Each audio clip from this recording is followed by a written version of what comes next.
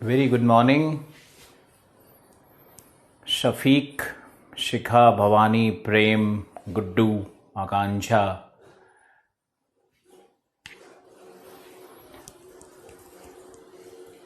आप लोग अपने कंप्लेंट्स को व्हाट्सएप नंबर पे डालिए, वहाँ से बार बार रोज कह रहे हैं आपको।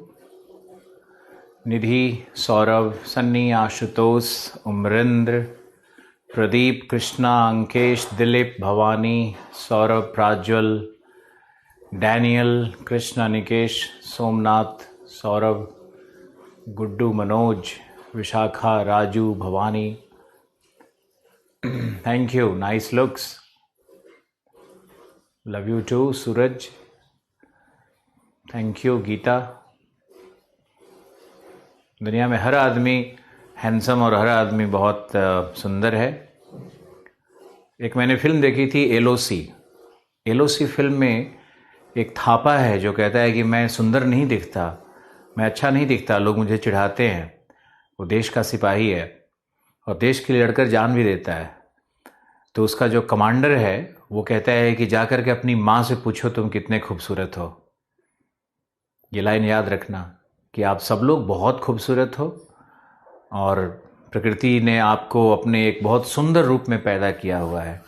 हम लोग अक्सर एक दूसरे पे रंग के आधार पर या फिर कद के आधार पर, नाक, मुंह, लंबाई, चौड़ाई के आधार पर एक दूसरे को जज करने की कोशिश करते हैं।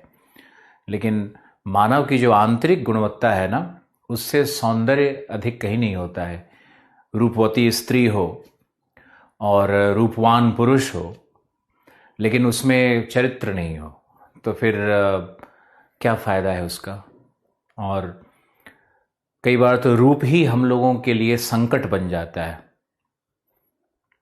क्योंकि रूपवान या रूपवती लोगों के लिए समाज में बेवजह ही प्रश्न चिन्ह खड़े होते रहते हैं। ये मैंने देखा है होते हुए, और कई बार दुखद होता है।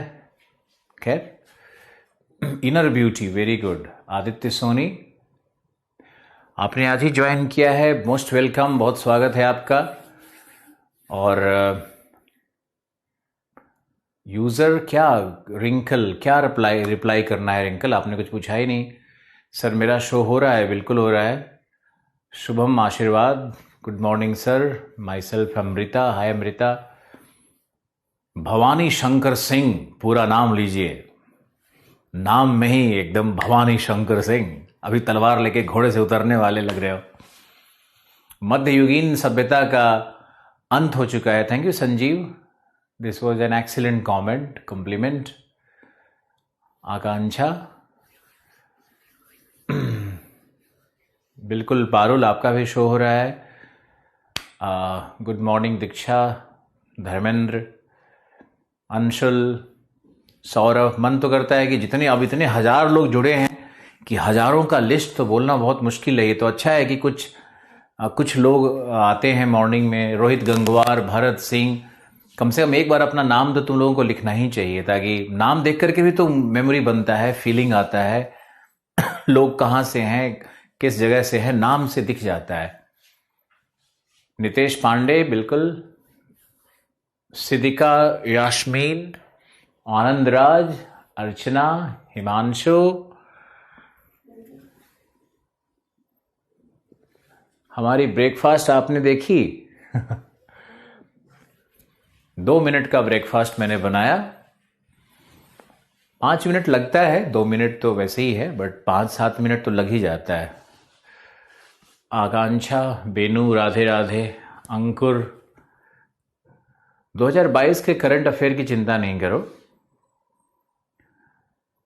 प्रियंका सिंह शेखावट, शेखावटी से आप हो, झुंझुनू चुरू। कौन सा क्वेश्चन बैंक अच्छा होगा? क्वेश्चन बैंक तो जो भी यूपीएससी के प्रश्न को डायरेक्ट पब्लिश कर रही है वो क्वेश्चन बैंक अच्छा होगा। लेकिन क्वेश्चन बैंक में जो उत्तर लिखे होते हैं ना, वो शफीक, तुम पहली बार लाइव हो, तो जो क्वेश्चन बैंक में आंसर लिखे होते हैं उस पर भरोसा करना बहुत मुश्किल है। और आपको चाहिए कि यूपीएससी जो आंसर शीट निकालती है पीटी के प्रश्न का, या बीपीएससी या यूपीपीसीएस राजस्थान जो अपना आंसर शीट निकालती है, उसको देखने का कोशिश करो। तो वेबसाइट्स का यूज़ करो ना। अब वो टाइम धीरे धीरे ख़त्म हो रहा है जब हम लोग इस तरह से किताबों पे और मटेरियल्स पे बहुत ज़्यादा रिलाई करेंगे। वो टाइम धीरे धीरे ख़त्म हो रहा है। आने वाला जनरेशन्स तो शायद लिखे भी ना, वो तो शायद टाइप ही करे। वो लिखने का आर्ट ही हो सकता है कि ख़त्म हो जाए। कुछ हज़ारों साल बाद की बात की जा रही है। लोग तो ये भी कह रहे हैं कि, थैंक यू अमित, लोग ये भी कह रहे हैं कि हम लोग एक मेंटल कम्युनिकेशन करेंगे। जैसे मान लो कि हम आपको देखें और आप हमको देखें, तो कैसे पशु पक्षी आपस में कम्युनिकेट करते हैं। वो जानते हैं कि सामने वाला क्या कह रहा है, तो बिना शब्द कहे भी कम्युनिकेशन होता है। तो इस तरह से मेंटल कम्युनिकेशन भी, मानसिक संचार भी होगा और बहुत कुछ बदलने वाला है आने वाले टाइम में। करंट अफेयर का पीडीएफ नहीं मिला है सर। करंट अफेयर का पीडीएफ आज हम भिजवाते हैं, कोशिश करते हैं कि आज चला जाए। अभी से चिंता नहीं करो आगे के विषय में। थैंक यू प्रार्थना। ओके, टेलीपोर्ट, बिल्कुल सही। प्रेम चौरसिया सही लिख रहा है। करंट अफेयर का चलो, ओके, थैंक यू। इंटरेक्शन हो गया आपसे और हम लोग अब चलते हैं चाइना के ऊपर में। और चाइना पे आपने लिखना पढ़ना शुरू कर दिया है। तो ये आप देखो, ये हमारा चाइना का एक मैप। और हमने आज कुछ विशेष चाइना के मैप निकाले क्योंकि आपको कल समस्या हो रही थी। आपको प्रॉब्लम हो रहा था कि आप समझ नहीं पा रहे थे कि लोकेशंस का है। जैसे मैंने कल शांग्सी शेंगसी बोला था, तो आप देखो, ये हमारा शांग्सी है, ये हमारा सैंगशी है।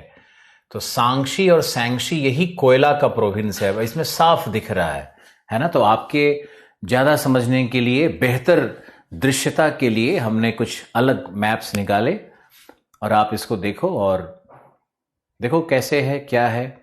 और चाइना के पूरे स्ट्रक्चर को समझेंगे। सबसे पहले तो हमने आपको दिखाया था कि ये हमारा है जो उत्तर पूर्वी भाग है, जिसको हम लोग मंचूरिया कहते हैं। ये भाग पूरा मंचूरिया है। मंचूरिया में इसमें साफ दिख रहा है कि 3 स्टेट्स सम्मिलित है।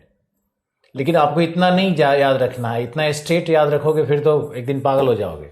बिल्कुल नहीं। आपको सिर्फ इतना याद रखना है कि मंचूरिया है और मंचूरिया में सबसे प्रमुख, सबसे महत्वपूर्ण उत्पाद्य क्या है वहाँ का। तो उत्पाद्य में हमने आपको 2 बताया। पहला तो गाओलिन और सोयाबीन था, जो कृषि उत्पाद्य था।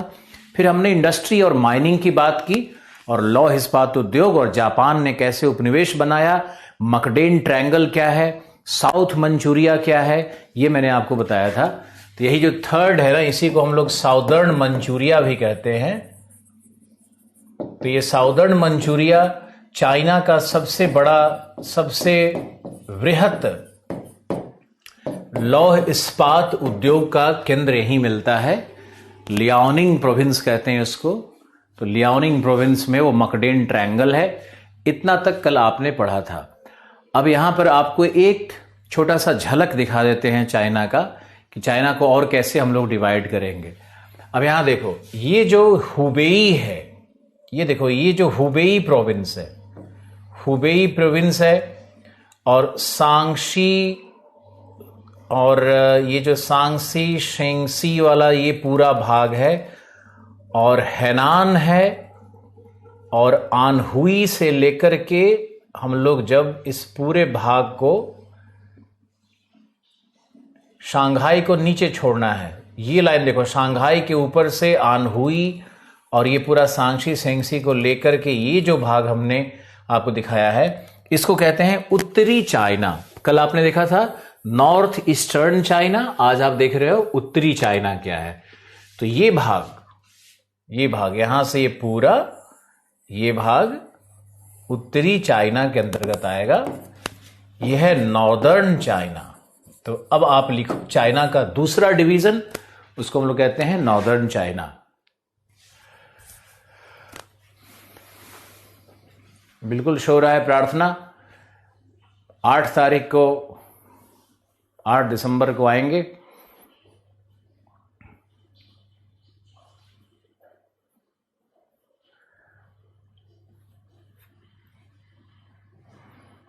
सुशील को नमस्कार। चलो ओके, तो ये जो हमारा पार्ट है ये नॉर्थ चाइना कहलाएगा। अब नॉर्थ चाइना का स्टडी किया जाए तो ये देखोगे तो छोटे छोटे स्टेट्स बने हुए हैं, और जितने भी बड़े शहर हैं, नगर हैं, चाहे यहाँ पे बीजिंग हो, ये बीजिंग कैपिटल यहाँ आपको दिख रहा होगा, बीजिंग कैपिटल यहाँ पे देखो, ये बीजिंग कैपिटल आपको दिख रहा होगा, और तियानजिन दिख रहा होगा। बीजिंग और तियानजिन ये दोनों को ट्विन सिटी कहते हैं। ये ट्विन सिटी कहलाता है। बीजिंग और तियानजिन दोनों मिलकर के ट्विन सिटी कहलाता है। तियानजिन पोर्ट है, यह है पोर्ट ऑफ बीजिंग। बीजिंग का पुराना नाम पेकिंग भी था। आप लिखते जाओ इन चीजों को, सिर्फ सुनो नहीं, छोटा छोटा जॉटिंग करते रहना चाहिए। ट्विन सिटी कौन है? Beijing plus Tianjin. तियानजिन एक पोर्ट सिटी है, और बीजिंग कैपिटल है जिसका पुराना नाम पेकिंग भी था। पुराना नाम उसका पेकिंग भी था।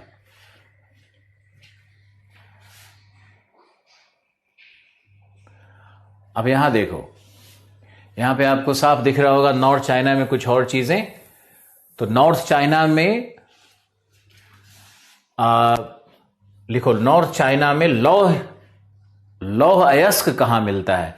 तो ये जो भाग है ना, ये कहलाता है शानडोंग पेनिनसुला। तो आप लिख लो शानडोंग प्रायद्वीप। शांगडोंग प्रायद्वीप, पता नहीं द्वीप शायद दीर्घ होगा। शांगडोंग प्रायद्वीप पर मिलता है लोहा। ये जो भाग है ना, ये आगे का निकला हुआ भाग है जहां पे हम कलर कर रहे हैं, यही लोहा का माइनिंग का एरिया है। ये शानडोंग लौह अयस्क के माइनिंग का एरिया है। और लोहा हुबेई में भी मिलता है, यहां भी लोहा है। तो लोहा का एक और माइनिंग सेंटर हुबेई है। अब कितना अच्छा है देखो, शांगसी शेंगसी में कोयला, हुबेई शानडोंग में लोहा, और यहां भी लौह अयस्क, और सारे लौह इस्पात इंडस्ट्री यहीं पे, जो हमने मकडेन ट्रायंगल बताया, साउदर्न मंचूरिया बताया, वहां पर लौह इस्पात उद्योग विकसित हुए। तो लौह इस्पात उद्योग का संबंध किन दो मुख्य अयस्क से होता है, किन दो मुख्य खनिजों से होता है?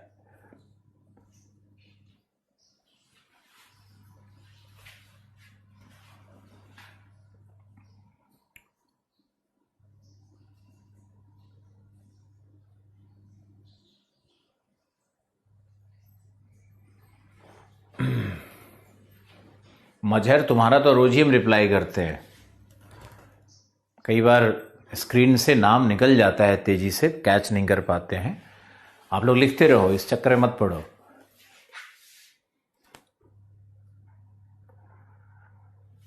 अब यहां देखो, शानडोंग प्रायद्वीप हो गया, हुबेई हो गया, शांगसी शेंगसी में कोयला हो गया। तो ये पूरा क्षेत्र ही खनिज से भरा हुआ है। और यहां जो हमने आपको दिखाया था बोहाई, ये था gulf of Bohai, HAI, Bohai.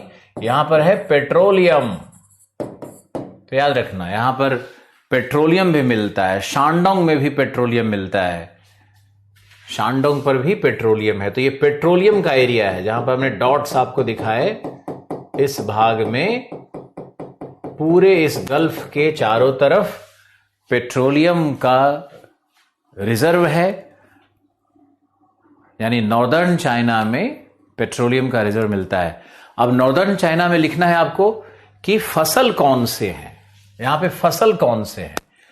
तो अगर हम फसल को साधारण रूप से देख के समझना चाहें तो सबसे महत्वपूर्ण फसल यहां पर है टी, चाय। जो नॉर्दर्न चाइना है ना, ये चाय यहां पे सबसे ज्यादा होता है, और चाय के साथ साथ ये वीट का एरिया है। वीट का एरिया है। वीट होता है, जो गेहूं है वो होता है समशीतोष्ण जलवायु में, जहां पे थोड़ा सा तापमान 8 डिग्री से 16 डिग्री तक हो। समशीतोष्ण जलवायु, समशीतोष्ण जलवायु है यहां पर, तो यहां पे हीट होता है। और यहां पर हाईलैंड्स है, यहां पे पर्वतों का विस्तार भी है, जो हम लोग थोड़ी देर में करेंगे, अभी घबराना नहीं है। अभी हम लोग आर्थिक भूगोल और राजनीतिक भूगोल को ही देखें तो ज्यादा बेहतर है। तो ये जो पार्ट है यहां पर, ये हैनान, शानडोंग, जिंगसू, ये सब जितना भी प्रोविंस तुमको दिख रहा है ना, यहां पर चाय और वीट का कल्टीवेशन होता है। और पशुचारण भी है यहां पर जहां तहां, लेकिन पशुचारण से ज्यादा महत्वपूर्ण है वीट एंड टी। टी का, चाय की जो उत्पत्ति हुई है, ये चाय सबसे पहले कहां मिला है दुनिया में? चाइना में। ये चीन का ही देन है टी। चीन के लोग ही अलग अलग प्रकार के कहवा और चाय पीने के आदी थे, लेकिन यहां पे चीन के लोग ब्लैक टी पीते हैं और ग्रीन टी पीते हैं। हम लोग तो ब्लैक टी को दूध में उबाल करके उसमें चीनी डाल करके, उसमें इलायची और अदरक डाल करके क्या मसाला टी बनाते हैं और सुड़क के 1 लोटा पी जाते हैं। गांव में तो लोग 1 लोटा से कम नहीं पीते हैं। नाना जी हमारे 1 लोटा पिया करते थे सुबह सुबह उठ करके। हेल्थ के लिए अच्छा नहीं था, लेकिन फिर भी आदत थी सबकी। तो ये टी भारत का नहीं है। ये टी, भारत में ब्लैक टी यूज करते हैं, चाइना में ग्रीन टी यूज करते हैं। अब आपको एक बहुत अच्छा इन्फॉर्मेशन हम दे रहे हैं, बहुत ध्यान से सुनना, बहुत कम लोगों को मालूम होता है। हम घूमने गए थे मुन्नार वैली। तो मुन्नार वैली में मैंने जो वहां पे, मेरा उद्देश्य तो था, ज्योग्राफर हैं तो उद्देश्य था कि हम अनामुडी को देखें। अनामुडी दक्षिण भारत की सबसे ऊंची चोटी है, लेकिन अनामुडी जाने के रास्ते में मुझे टाटा का टी गार्डन्स मिला। बहुत सुंदर टी गार्डन्स मिल रहा था। तो टाटा के टी गार्डन के फैक्ट्री में हम गए अंदर। आप भी जा सकते हो। अंदर जाने के बाद मैंने देखा कि वहां पे टी का, चाय का क्लासिफिकेशन किया हुआ है। एक है white T, golden tea, white T, green tea, black T. इस तरह का चाय का कैटेगरी था। तो मुझे लगा कि ये चारों अलग अलग प्लांट होंगे, लेकिन ये चारों अलग अलग प्लांट नहीं होते हैं, बल्कि एक ही प्लांट से ये सारे चाय बनते हैं। यानी जो ग्रीन टी, जिसको आप जानते हो आजकल बहुत फैशन में चला गया है, ग्रीन टी और ब्लैक टी एक ही प्लांट का प्रोडक्ट होता है, अलग अलग नहीं होता है। जो सबसे ऊपर टी का जो प्लांट होगा, उसका जो सबसे ऊपर का भाग होगा, जो एकदम कली होगा छोटा सा, एकदम जो एकदम सबसे जो कोमल पत्ते जो निकलते हैं, उससे बनता है व्हाइट टी, जो सबसे महंगा होगा। तो व्हाइट टी को आप देखोगे तो ये कई बार 20,000 रुपये किलो, और गोल्डन टी और व्हाइट की टी बहुत महंगा मिलता है ये। और इसमें सेंट बहुत अलग तरह का होता है, खुशबू इसकी अलग तरह की होती है। इसको गर्म पानी में पिया जाता है, ना कि इसको दूध में उबाल के पिया जाता है। दूध ऐड नहीं करते चाय में। खैर, आप देखो, अब एक दूसरा था ग्रीन टी। ग्रीन टी क्या होता है कि जो व्हाइट बर्ड्स होते हैं ना, उसके नीचे में जो छोटे छोटे लीव्स होते हैं, पत्ते होते हैं, उससे बनता है ग्रीन टी। और जो तना और बड़ा बड़ा पत्ता होता है, जो समझो एक तरह का कूड़ा है उस वृक्ष, उस प्लांट का, उसको क्रश करके, उसमें थोड़ा कलर मिला के, थोड़ा सेंट मिला करके, और उसको क्रश करके, उसको छोटे छोटे ग्रेन्स में तोड़ करके मशीन के द्वारा और बनाया जाता है ब्लैक टी, जो हम लोगों के पास आता है। और कुछ लोग तो ये भी करते हैं कि गोबर को भी कलर में डाल करके उसके भी छोटे छोटे टुकड़े कर लेते हैं और उसको चाय के साथ मिला करके वो भी एक चाय बन जाता है। तो ये तरह का एडल्ट्रेशन तो भारत में चल ही रहा है। और कुछ सिटीज इसके लिए बड़े प्रसिद्ध हैं, सिटी का नाम नहीं लिया जाएगा। खैर, तो ये समशीतोष्ण जलवायु में क्या होगा, वीट होगा और चाय होगा। यहां पर चाय वैसे आपको याद रखना है कि चाय एक उष्णकटिबंधीय फसल है ना। तो चाय इसके दक्षिणी भाग में होता है। ये जो भाग है ना, यहां पे चाय ज्यादा होगा, इस भाग में चाय होगा। और ऊपर की तरफ जाओगे तो वीट होगा। इधर वीट होता है और नीचे आओगे तो यहां पर चाय की खेती होने लगेगी। ओके, तो ये था हमारा खनिज और ये सब कुछ। अब हम लोग चलते हैं इसके तीसरे भाग में। तो तीसरा भाग है दक्षिण एवं दक्षिण पूर्व। दक्षिण एवं दक्षिण पूर्व, तो ये पूरा भाग हम लोग ले लेंगे इसमें। दक्षिण एवं दक्षिण पूर्व में ये सारा भाग नीचे का आ गया। और यहीं पे आपको थोड़ा सा जटिलता है और थोड़ा बहुत ध्यान से समझना है आपको कि दक्षिण और दक्षिण पूर्व का जो भाग है, इसमें जो नीचे का भाग है, ये जो नीचे का भाग है बिल्कुल दक्षिणतम भाग है, यहीं पर ताओइज्म है। ताओइज्म है यहीं पर। ताओइज्म एक धर्म है, जैसे मुस्लिम धर्म है, हिंदू धर्म है, इस्लाम है, क्रिश्चियनिटी है, वैसे ताओइज्म एक फेथ है। तो ये जो दक्षिणी भाग है यहां पर ताओइज्म है। और इसके ऊपर का जो चाइना है, इस पूरे चाइना को इरिलीजियस कहते हैं, यानी चीन का कोई धर्म नहीं है। चीन में 90% लोग धर्म को नहीं मानते हैं और भगवान की पूजा नहीं होती है। मंदिर और मस्जिद और गुरुद्वारे नहीं होते वहां पर। वहां पे जो सरकारें हैं वो कहती हैं कि आर्थिक क्रियाओं को और मानववाद को, इन दोनों को ही मान करके चलना है। और किसी भगवान की पूजा, किसी व्यक्ति की पूजा, किसी प्रॉफिट से एफिलिएशन, कोई राम कृष्ण का भजन, कोई सूफी संत का कव्वाली, ये सब कुछ नहीं होता चाइना के अंदर में। आपको ये बात आपको ये बात समझनी होगी। समझे आप? तो ये चाइना एक इरिलीजियस कंट्री है जहां धर्म का कोई महत्ता नहीं है। और ये गैर धार्मिक देश आपको इस कह सकते हो। यानी दुनिया के लगभग 1.5 बिलियन लोग भगवान को नहीं मानते, भगवान की सत्ता को नहीं मानते। और ये सारे लोग चाइना में मोस्टली रहते हैं। और चाइना आर्थिक प्रगति बहुत तेजी से कर रहा है। हमारे यहां भगवान भरोसे सब कुछ चल रहा है।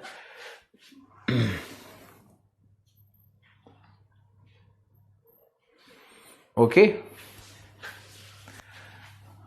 अब आप देखो तो ये जो भाग हमने अब ताओइज्म का ध्यान रखना है कि ताओइज्म यहां पर आपको जानना है। अब चाइना का जो ये भाग है, यहां पर फसल कौन सा होगा? तो सबसे इंपॉर्टेंट यहां पर है टी, और उससे भी इंपॉर्टेंट होगा राइस। मतलब मुझे ऐसा बोलना चाहिए था कि राइस और टी। ऊपर में यहां पे आओगे, ये मध्य वाले भाग में सेंट्रल चाइना जैसा लग रहा है हम ये। तो सेंट्रल चाइना में ये अगर नीचे ताओइज्म वाले भाग को छोड़ दो तो ये साउदर्न हो गया और ये सेंट्रल हो गया। तो सेंट्रल चाइना में 2 फसल मुख्य रूप से हैं। पहला है टी, दूसरा है शुगर केन, और ऑब्वियसली राइस भी वहां पर होता है। तो ये 3 फसल है। और नीचे आओगे, बिल्कुल दक्षिणी भाग में आ जाओगे, साउदर्न चाइना में, ये है तुम्हारा सेंट्रल चाइना। और अगर साउदर्न चाइना में आओगे निचले वाले भाग में, तो यहां पर है राइस। ये राइस की खेती की जाती है इस भाग में। समझ गए? तो ये राइस की खेती।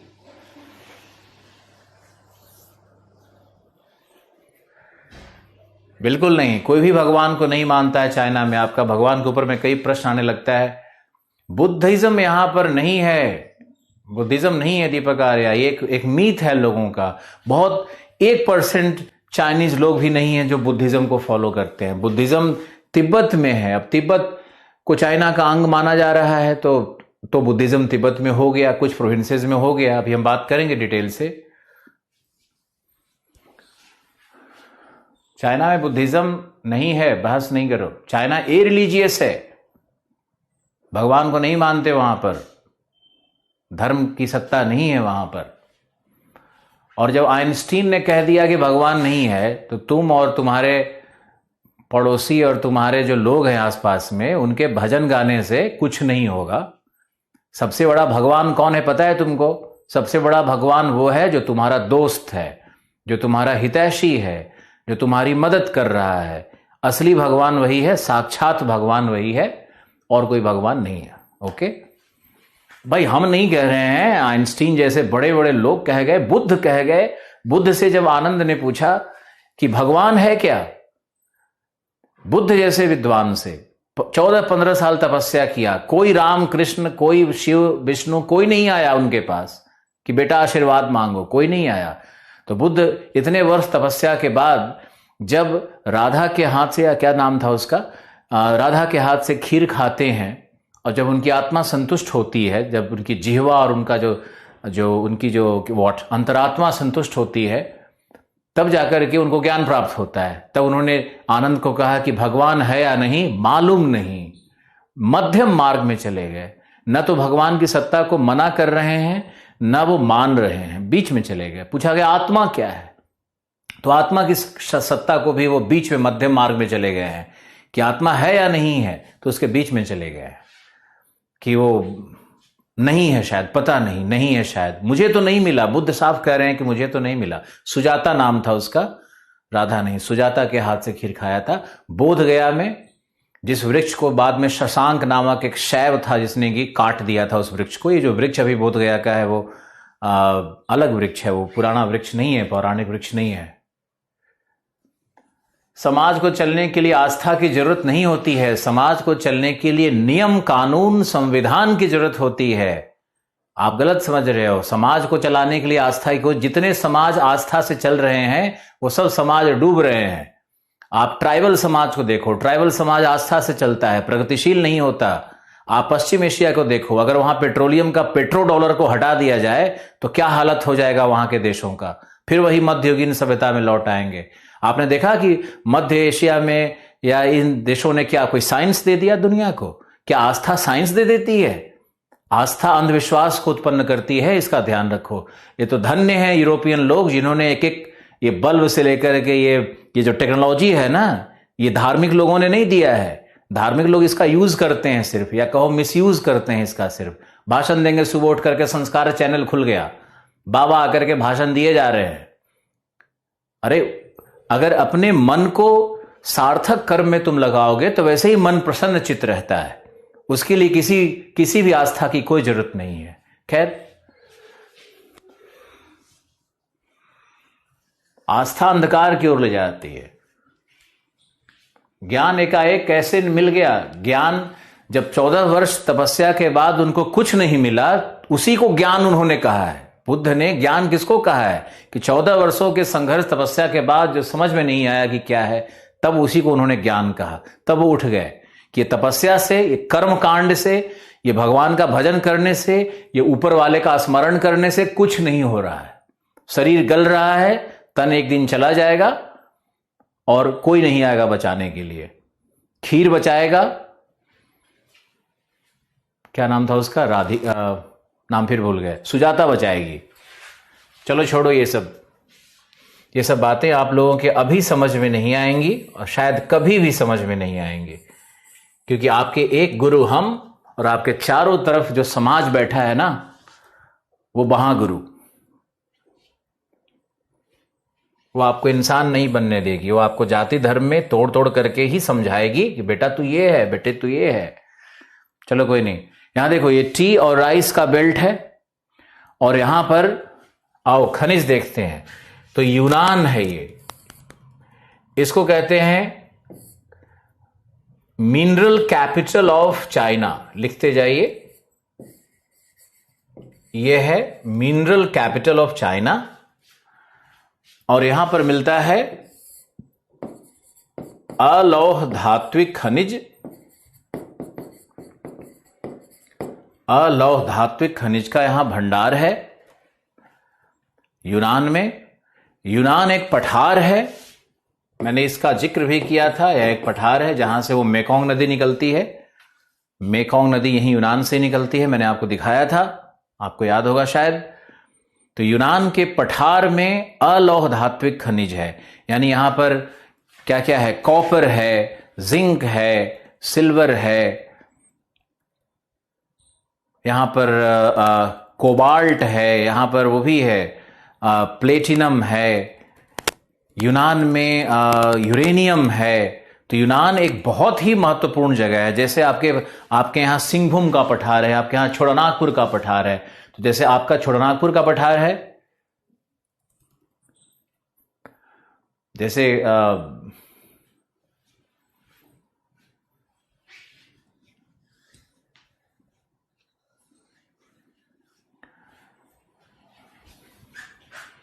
जैसे भारत में छोटानागपुर का पठार है, वैसे ही यूनान का पठार है, जो खनिज के लिए पूरे चाइना में सबसे महत्वपूर्ण है। यूनान को याद रखना है, यूनान भूलना नहीं है। अब यहां देखो, गुइझाऊ है एक, यहां पर हम आपको दिखा रहे हैं, यूनान था। और ये है तुम्हारा सिचुआन प्रोविंस। सिचुआन को हम लोग कहते हैं rice bowl of China. Rice, ये चावल का कटोरा है। सिचुआन को कहते हैं चावल का कटोरा। यूनान है अलौह धात्विक मिनरल कैपिटल ऑफ चाइना। लिखना शुरू करो सब। Sichuan rice bowl of China, Yunnan mineral capital of China. Guizhou, ये गुझोऊ है, इसको बोलते हैं tin capital of China. Tin, इसको बोलते हैं tin capital of China, Guizhou. GUIZHOU। तो ये है tin capital of China. Yunnan mineral capital, Guizhou tin capital, Sichuan rice ball of China, Shanxi Shaanxi एक कोल बेल्ट। शांगसी शेंगसी ये है तुम्हारा कोल बेल्ट। ये तुम्हारा हुबेई, हेनान और शांडोंग का जो भाग है, ये भाग है पूरा लोहा। ये लोहा, ये कोयला, ये चावल, ये टिन, ये अलौह धात्विक खनिज। अब देखो कि चाइना कितना समृद्ध है संसाधन में। मैंने कल बताया था कि चाइना का जनसंख्या भारत के जनसंख्या के अब लगभग बराबर हो चुका है, लेकिन चाइना का लैंड एरिया कितना ज्यादा है, कितना एरिया उसके पास ज्यादा है, कितना प्रोडक्टिव सॉइल है, कितनी नदी घाटियां हैं, सारी कितनी लंबी लंबी नदी घाटी परियोजनाओं पर अभी हम बात करेंगे। तो अभी चाइना और भारत के रिसोर्स की तुलना देखोगे तो भारत बहुत बुरे हालत में जा चुका है और जनसंख्या वृद्धि यहां तबाही के तौर पे बिल्कुल चारों तरफ। लेकिन कोई राजनीतिक नहीं कहेगा इस बात को। ये अर्थशास्त्री भी कहने में संकोच करते हैं। इसलिए करते हैं क्योंकि जो गरीब जनसंख्या है ना भारत की, वही गरीब जनसंख्या जीडीपी में कंट्रीब्यूशन करती है। सस्ता श्रम है हमारे पास, तो सस्ता श्रम होने के कारण जो हमारा प्रोडक्ट है, वो हमारा प्रोडक्ट का वैल्यू क्या होता है, कम होता है। लेबर कॉस्ट बहुत कम लगता है इंडिया में, तो प्रोडक्ट कम है। और हमारे यहाँ देखो इंडस्ट्री से ज्यादा सेवा क्षेत्र का विकास हो गया है। यानी ठेला चलाने वाले लोग, दाई, maid, servants, car driver, office में प्यून, इनकी संख्या पूरी भरी हुई है। और ये तो खुश रहते हैं कि चलो हमारा पेट भर गया, यही बहुत है हमारे लिए। ये कभी प्रगतिवाद की तरफ नहीं सोचते। इनके पास आर्थिक समस्या अगर है भी, तभी अगर ये एक संतान पैदा करें और 2 संतान ही मान लो पैदा करते हैं, उन्हीं को कंप्यूटर थोड़ा सिखा दें, थोड़ा आगे बढ़ा दें, तो कम से कम अगर आप मजदूर थे तो आपका बेटा तो कंप्यूटर टाइपिस्ट बन गया, वो तो 17,000 20,000 की इज्जतदार जिंदगी जीने लगा है ना, तो उसका जो बच्चा होगा वह भी आगे प्रगति करेगा। तो रास्ता तो है, लेकिन अब बिल्ली के गले में घंटी कौन बांधे वाली बात चल रही है भारत में। हिम्मत नहीं किसी को कि यहां पॉपुलेशन पॉलिसी लाए। लेकिन अगर सचमुच में दिल से अगर आप सोचोगे भारत के विषय में, तो जनसंख्या एक भीषण समस्या बन चुकी है। किसी को तकलीफ नहीं होनी चाहिए इन बातों से। अब देखो, अब हम लोग इसमें चाइना के कॉमर्शियल सेंटर्स को देखते हैं। फसल देख लिया, मिनरल्स देख लिया, चाइना के कॉमर्शियल सेंटर को देखेंगे तो तियानजिन और बीजिंग 2 यहां पे हुआ। शांघाई देखो यहां पर है, शांघाई जो चाइना का सबसे विशालतम नगर है, शांघाई, वो यहां पर है। मध्य चाइना कहते हैं इसको, सेंट्रल चाइना का पूर्वी भाग है, सेंट्रल ईस्ट चाइना है ये शंघाई। मनमोहन सिंह ने कहा था कि मुंबई को हम शंघाई बना देंगे। आप अगर चले जाओगे ना शंघाई, तियानजिन, बीजिंग, छोटे छोटे शहर को, यहीं पे वुहान प्रोविंस है, अभी इसमें नहीं है, हम दूसरे वाले में दिखाएंगे, जहां से कोरोना शुरू हुआ वो भी आपको दिखाएंगे। ओके, तो ये जो शंघाई है, ये शंघाई यहां का सबसे बड़ा, यहां का कॉमर्शियल कैपिटल कहलाता है। यहां का ये कॉमर्शियल कैपिटल है।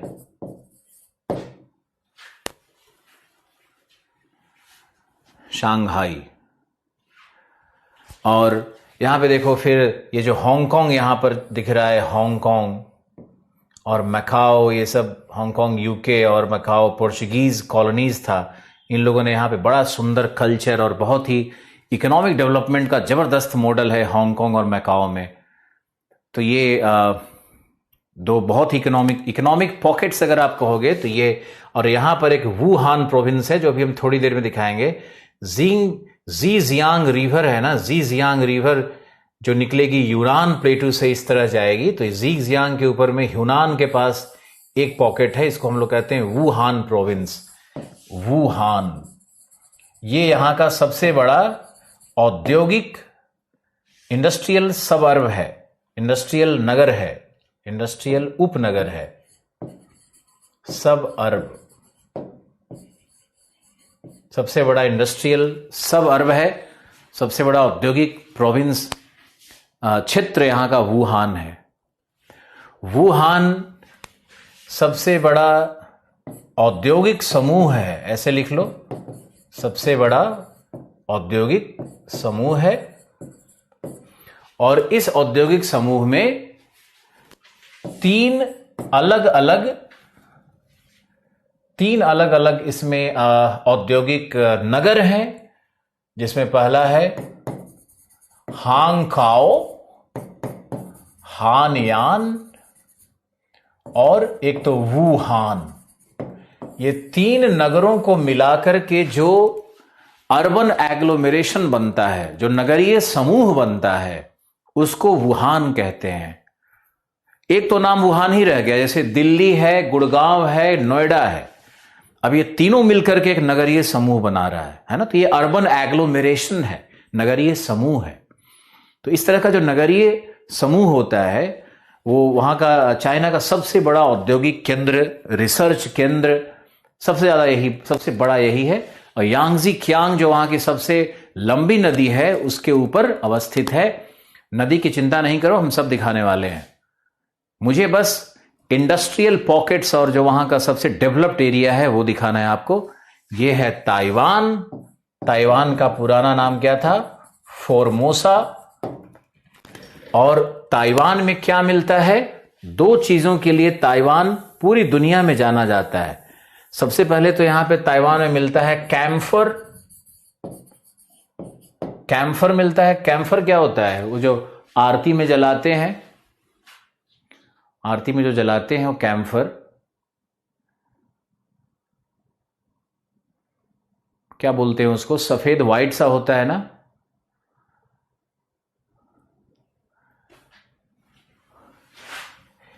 और दूसरा है याओलिंग चाय। याओलिंग चाय। तो यहां पर कैम्फर और याओलिंग चाय दो चीजें मिलती। कपूर, बिल्कुल कपूर नहीं कहते, कर्पूर कहते हैं। कर्पूर मतलब उसी का अभ्रंश है, कपूर हो जाता है। Okay okay, thank you thank you thank you thank you thank you. बस बहुत लोगों का आ गया। तो कैम्फर और आओलिंग, आओलिंग चाय, ताइवान में ये दो बहुत फेमस चीज है। ताइवान इसका एक्सपोर्ट करता है, बड़ा एक्सपोर्टर है इन चीजों का। और मैकाओ और हांगकांग है, ये आंत्रपौत हैं। अगर आपको आंत्रपौत याद होगा तो अच्छा रहेगा। मैंने आपको पढ़ाया हुआ है कि आंत्रपौत क्या होता है। ENTREPOT। अंतर्राष्ट्रीय बंदरगाह और अंतर्राष्ट्रीय व्यापार केंद्र है हांगकांग और मैकाओ। ओके, तो ये था हमारा चाइना का आर्थिक शक्ति का जो केंद्र है चाइना के अंदर में, उसको आप देख रहे थे। और अब आपको हम दिखाते हैं एक अलग दृश्य जिसमें चाइना के राजनीतिक संरचना को भी देखा जाए। थोड़ा सा चाइना की राजनीतिक संरचना को देखोगे तो आईआर पढ़ने में मदद मिलेगी, और अब तुमको आईआर और इंडिया से डिस्प्यूट और इंडो चाइना रिलेशनशिप सब बहुत समझ में आएगा। तो चाइना में चाइना का दो डिवीजन है, चाइना का दो डिवीजन है। एक कहलाता है हान चाइना, हान चाइना, और दूसरा है नॉन हान चाइना। जो हान चाइना है उसकी भाषा है मैंडरिन, मैंडरिन। चाइना की मूल भाषा क्या है? मैंडरिन है, हान चाइना। 90% से ज्यादा पॉपुलेशन हान चाइना पॉपुलेशन है, और नॉन हान चाइना तो मुश्किल से लेस देन 10% पॉपुलेशन नॉन हान चाइना का होगा। अब नॉन हान चाइना है वो इथनिक चाइनीज नहीं है, वो वास्तविक चाइनीज लोग नहीं हैं। ये लोग हैं अलग अलग मूल के, कोई टर्किश मूल का है तो कोई तिब्बती मूल का है, तिब्बतो मंगोलॉइड्स है, अलग अलग मूल के लोग हैं इसमें। तो आप देखो पहले हान चाइना में चलते हैं। हान चाइना में मैंडरिन, MANDARIN, मैंडरिन भाषा बोली जाती है हान चाइना के द्वारा। तो इनको मैंडरिन पीपुल भी कहते हैं, चाइनीज लोगों को मैंडरिन पीपुल भी कहते हैं। सब लिखते जाओ, हान चाइना, मैंडरिन भाषा। अब ये जो हान चाइना है ये लोग ए रिलीजियस हैं, ये लोग किसी धर्म में, किसी आस्था में बहुत विश्वास नहीं करते, और ये हान चाइना यही है। जो नॉन हान चाइना है इन लोगों का अलग अलग धर्म होगा, है ना, इन लोगों का कुछ अलग अलग धर्म होगा जिसको हम लोग नॉन हान चाइना कहते हैं। नॉन हान चाइना में आएगा बुद्धिस्ट भी आएंगे, ताओइज्म भी आएगा, इस्लाम भी आएगा, वो भी नॉन हान चाइना है। तो पहले हम लोग देखते हैं कि जो नॉन हान चाइना है इसको चाइना ने स्वशासित, स्व ये वाला सा होगा ना, स्व, ये रुको एक मिनट, ऑटोनोमस प्रोविंस है ये, ऑटोनोमस यानी स्वशासित, स्वशासित, स्वशासित प्रदेश में चाइना ने नॉन हान चाइना को बांट दिया है। जैसे आप देखो ये रहा इनर मंगोलिया, तो एक्चुअली ये मंगोलिया है, ये मंगोलिया है। तो मंगोलियन लोग जो इधर रहते हैं चाइना के भाग में, उसको इसने इनर मंगोलिया, और ये मंगोल लोग, यही जो खतरनाक मंगोल लोग थे जो चाइना को लूटते भी थे, बर्बाद भी करते थे, चाइना के सिविलाइजेशन पे कई बार अटैक किया। तो ये मंगोल का ये पूरा ब्लू कलर का भाग देखो तुम, कितना बड़ा एरिया है जो कि इनर मंगोलिया कहलाता है। तो ये इनर मंगोलिया हो गया। अब ये जैसे जिंगजियांग है, इनर मंगोलिया मंगोल्स हो गए, जिंगजियांग प्रोविंस है, इसको कहते हैं चाइनीज टर्किस्तान, चाइनीज टर्किस्तान।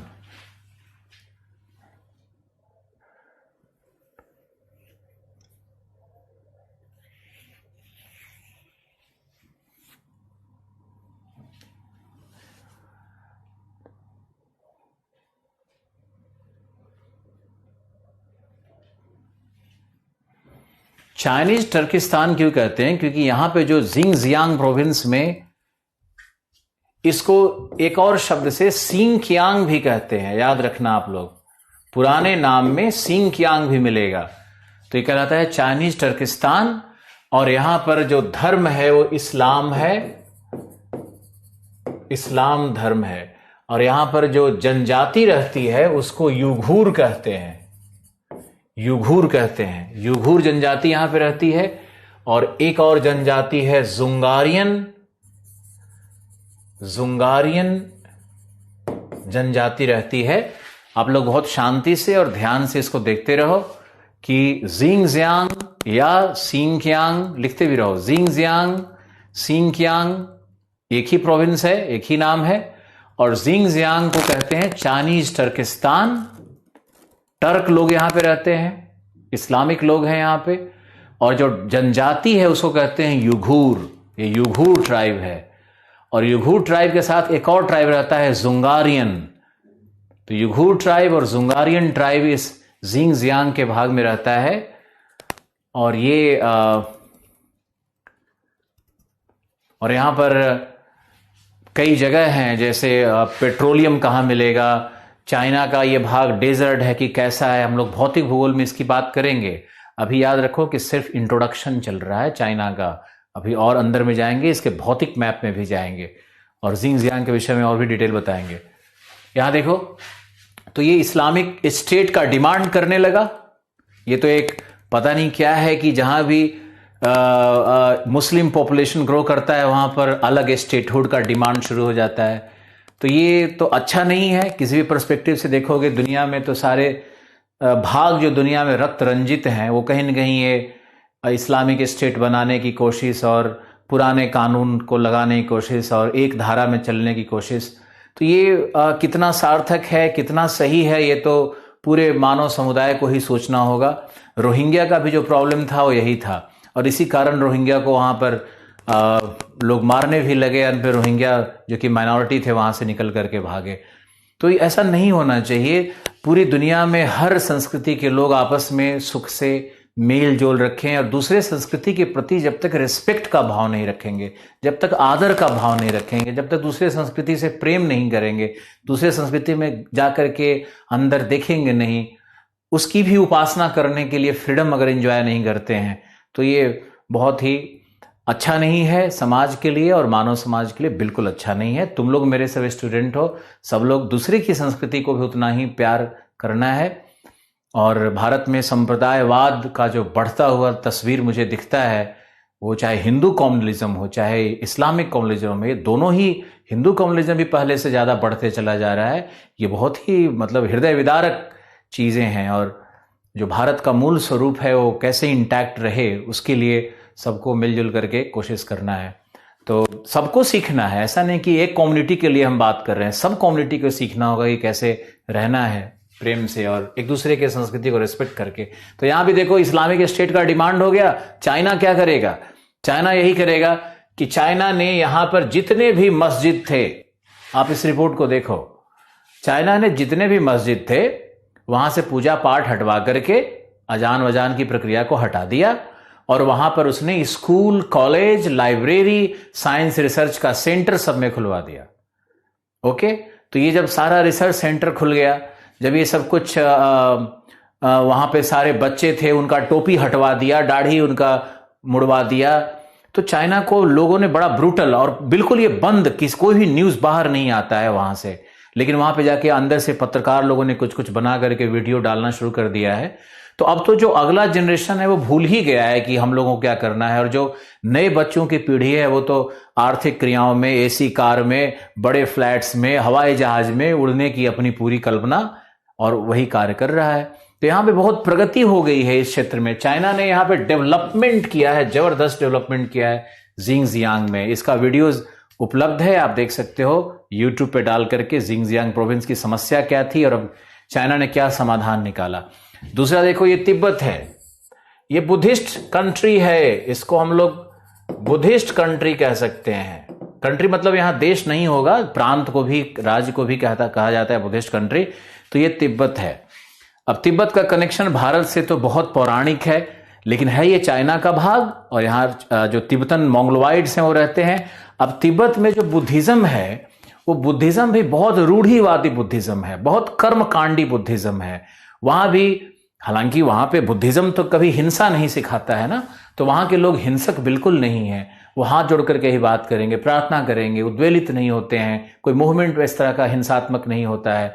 तो कोई खून खराबा नहीं है तिब्बत में। लेकिन वहां दलाई लामा है, उन्होंने अपनी जो तिब्बत लोगों की समस्या है उसको आगे रखा है। दलाई लामा हमारे देश में 2 लोगों के बहुत बड़े फैन हुआ करते थे, शायद आपको मालूम नहीं होगा। एक तो एपीजे कलाम, हमारे देश का अगर हर बच्चा अगर एपीजे कलाम को अगर फॉलो करता है ना, तो ये हम लोग तो कहां से कहां पहुंच जाएंगे। आज हमारे पास सिर्फ एक ही रोल मॉडल है स्टूडेंट के लिए सिर्फ एक रोल मॉडल है। भारत में एक ही महान इंसान पैदा लिया, मुझे ऐसा लगता है कि पिछले 3 4 5 दशक में, गांधी के बाद अगर कोई पैदा लिया तो सिर्फ और सिर्फ एपीजे कलाम पैदा लिए हैं। मरने के समय एक पुराना कोट और कुछ वस्त्र शेष रह गए उनके पास, कुछ नहीं था।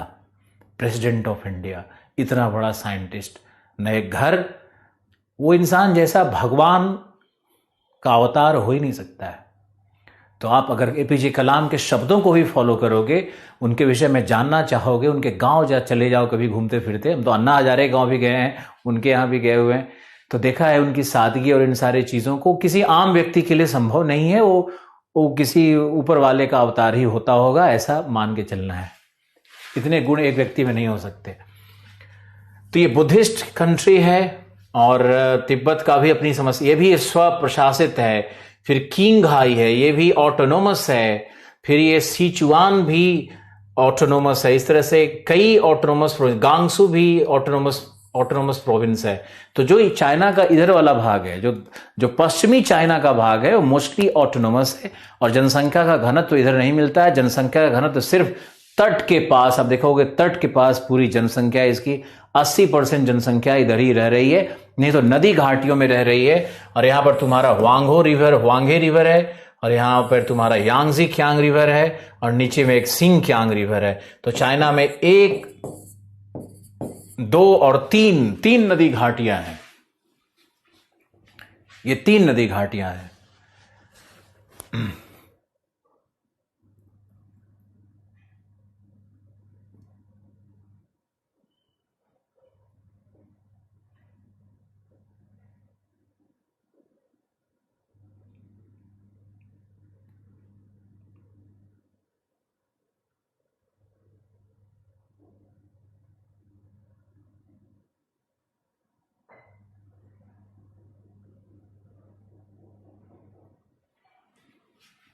ओके,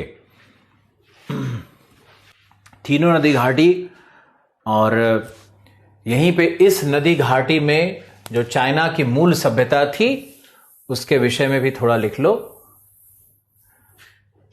तो चाइना की मूल सभ्यता जो यहां वांगहो नदी में निकली थी, इनर मंगोलिया वाले इस भाग में जो सभ्यता बनी थी, इसका नाम था कसगर। मंगोलिया की सभ्यता भी कहते हैं इसको, और खोटान।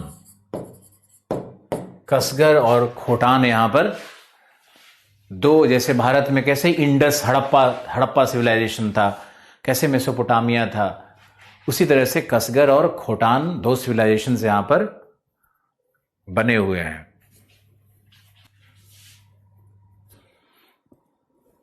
ओके, अब नेक्स्ट चलना है, देखना है हम लोगों को भौतिक मैप में। और भौतिक मैप में अब आप निकालो एटलस, और अब चाइना को देखते हैं। सब लोग एटलस निकालो। तिब्बत को चाइना से अलग करने की कोई जरूरत नहीं है। तिब्बत को नेहरू जी पहले प्रधानमंत्री थे दुनिया के, जिन्होंने तिब्बत को घोषित कर दिया कि यह चाइना का एक अभिन्न अंग है। तो भारत इस पॉलिसी को नहीं मानता है।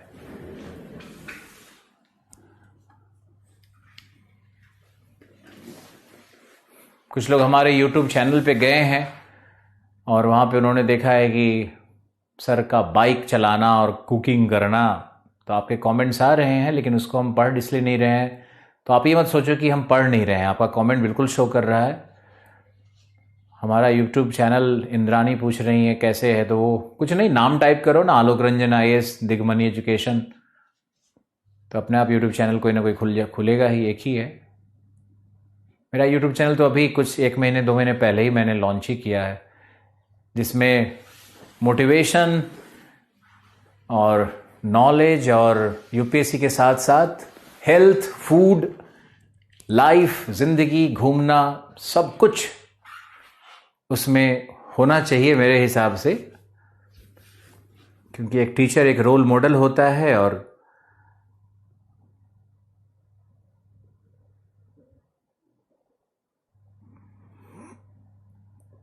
एटलस निकालो, 64 पेज नंबर।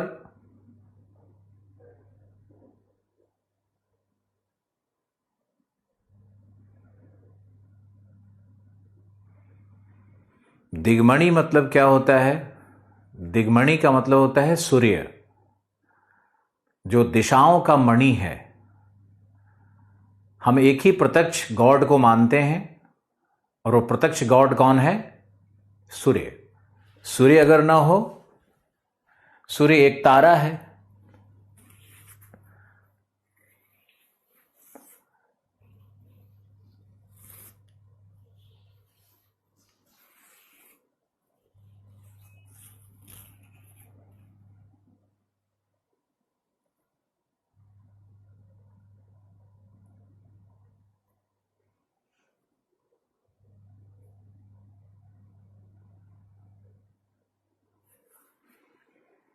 ठीक है Mazhar, I am very proud of you. Mazhar लिख रहा है कि मुझे अब ज्योग्राफी अच्छे समझ में आ रही है। तो ये हमारा जो ज्योग्राफी का क्लास चल रहा है ना, ये समझाने वाला ही क्लास है। इस क्लास को आप ऐसा समझ सकते हो कि आपको एक फील गुड फैक्टर क्रिएट हो रहा है कि अब मैं दुनिया को जानता हूं यार, अब मैं कॉन्फिडेंट हूं भाई, अब मुझे आईआर पढ़ा लो, अब इंटरनेशनल रिलेशनशिप पढ़ा लो, अब मुझे कोई न्यूज पढ़ा लो, अब मुझे अखबार पढ़ा लो, ये सब मैं कर सकता हूं, है ना। तो ये आपको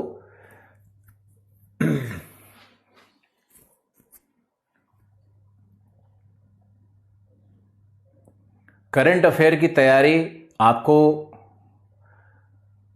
करंट अफेयर की तैयारी क्या है, उसको पढ़ते रहना है, चाहे 2024 में एग्जाम दो या 30 में। पढ़ने की आदत तो डालनी पड़ेगी ना। ऑक्सफोर्ड में 75 पेज। ओके प्रतिभा, एक डाउट क्लास रखा जाएगा, बिल्कुल रखा जाएगा डाउट क्लास।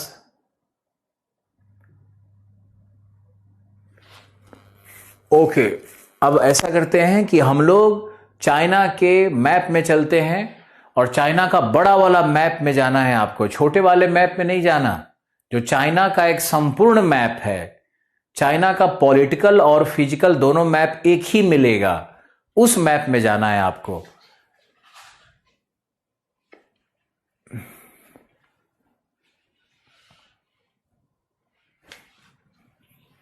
अभी कैलाश पर्वत भी दिख जाएगा। दिग्मणि का शब्द को मैंने बनाया था जब हम ग्रेजुएशन में थे, तभी मैंने इस शब्द को बनाया था। दिग्मणि डिक्शनरी का शब्द नहीं है। दिग्विजय मेरे फादर का नाम है और मणिमाला मेरी माताजी का नाम है, तो दोनों के नाम के पहले दो शब्दों को मैंने जोड़ करके दिग्मणि बनाया था। और मेरी उस समय कल्पना थी कि मैं बड़े बड़े इंस्टीट्यूट्स का निर्माण करूंगा, और देखो सपना हमारा साकार है, और मेहनत कर रहे हैं, इसी लाइन पे आगे बढ़ेंगे। चलो चलो देखते हैं, और देखते हैं, शायद हमारे पास एक मैप और है चाइना का। इस मैप को देखते हैं। इस मैप में तो इतना कुछ नहीं है, लेकिन चलो फिर भी कुछ कुछ है इसमें, इसके आधार पे भी दिखाया जा सकता है।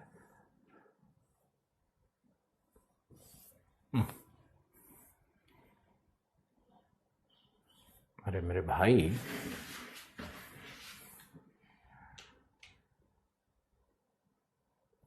क्या हो रहा है ये?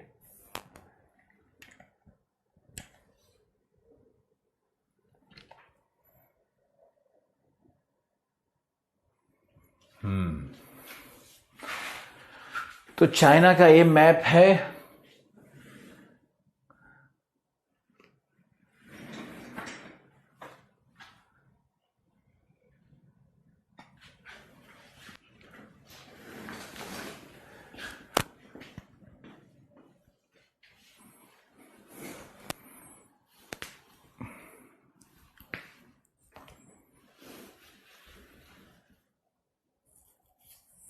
एटलस में 51 नंबर पर है।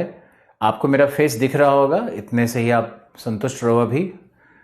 और हम लोग मैपिंग शुरू करते हैं। सबसे पहले देखते हैं, हिमालय के उत्तर चलते हैं। तो हिमालय के उत्तर में तिब्बत का पठार है। आपको मिला या नहीं मुझे यस लिख करके बताना। बहुत शांति से, जितने भी नए लोग हैं, हमने चाइना के पॉलिटिकल इकोनॉमिक मैप को समझाया। अब आपको चाइना का भौतिक मैप करवाने जा रहे हैं।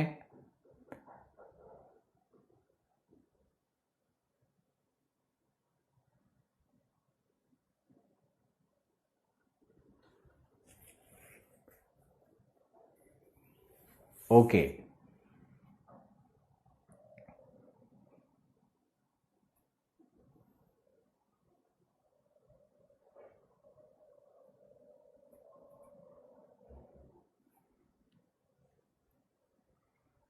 चलो ठीक है, तिब्बत मिला।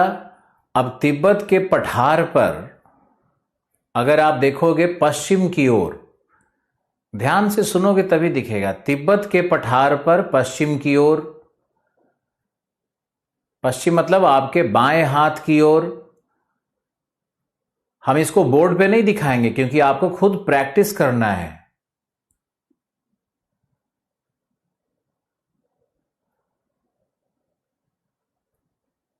ओके, तिब्बत के पठार के पश्चिम की ओर आपको मिलेगा मानसरोवर झील, राका झील, कैलाश पर्वत, काराकोरम मत जाओ, काराकोरम तो भारत में घुस गए।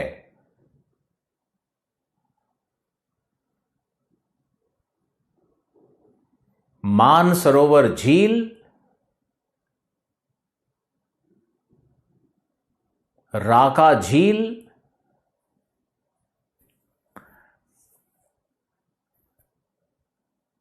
अगर राका नहीं दिख रही है झील यहां पे, परेशान नहीं होना है क्योंकि बाद में फिर दिखा देंगे, लेकिन मानसरोवर झील दिखना चाहिए। और मानसरोवर के उत्तर में कैलाश पर्वत है।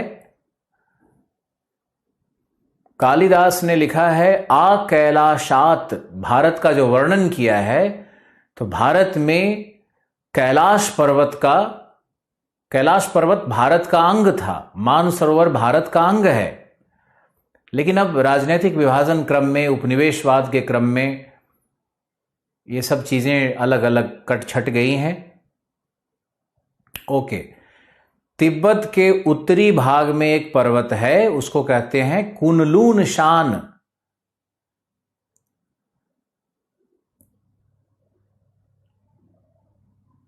कुनलून शान,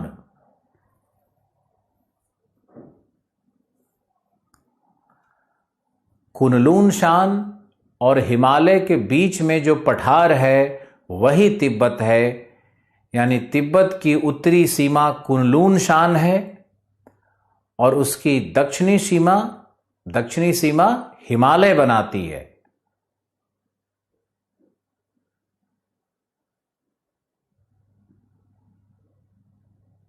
वेरी गुड, कुनलून शान मिलेगा।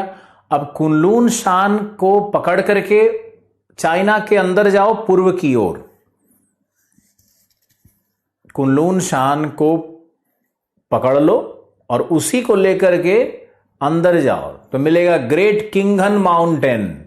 कुनलून शान का ही विस्तार है वो, चाइना के अंदर तक ये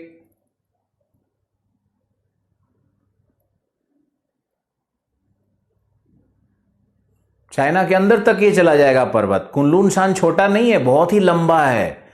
अब कुनलून शान पर्वत हिमालय से पुराना है। हिमालय की उत्पत्ति हुई लगभग 25 से 45 मिलियन वर्ष पूर्व, आगे पढ़ाएंगे आपको।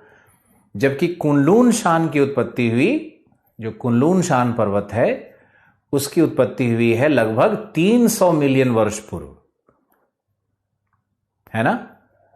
तो अगर आप देखना चाहो तो काराकोरम, भारत में जो काराकोरम लद्दाख रेंज है, कैलाश रेंज है, और जो कुनलून शान है, और कुनलून शान के आगे का भाग, पूर्वी भाग जो किंगहन माउंटेन्स है या किनलीन माउंटेन होगा, किनलीन, उसको सिनलीन भी कहते हैं, लेकिन किनलीन आप याद रखो, किनलीन माउंटेन।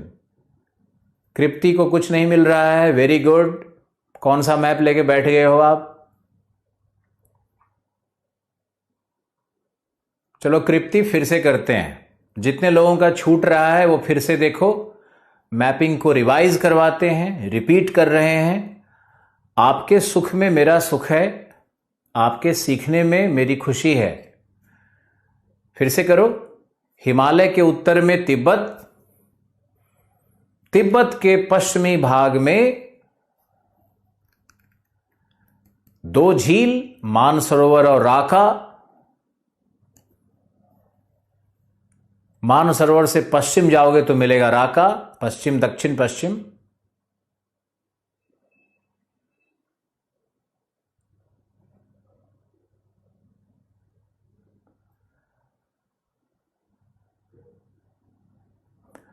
उसके बाद तिब्बत के उत्तर में मिलेगा कुनलून शान, और कुनलून शान का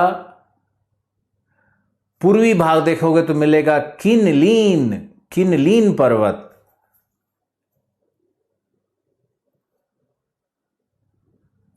पेज नंबर 64 में सब है।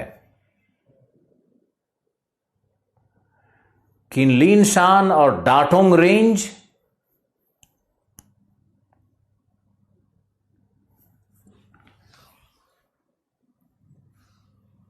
ग्रेट किंगडम नहीं मिलेगा, ग्रेट किंगडम और उत्तर मिलेगा, मंगोलिया वाले ऊपर मिलेगा, ग्रेट किंगडम वहां नहीं है।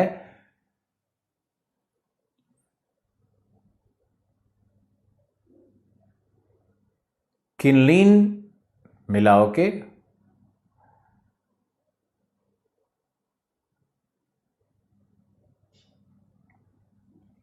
Okay, very good. अब क्या करते हैं कि हम लोग तिएन शान से ऊपर चलते हैं, सॉरी कुनलून शान से ऊपर चलते हैं तो एक और माउंटेन मिलेगा तिएन शान, तिएन शान। बहुत ध्यान से एटलस में देखते रहो, तिएन शान मिलेगा।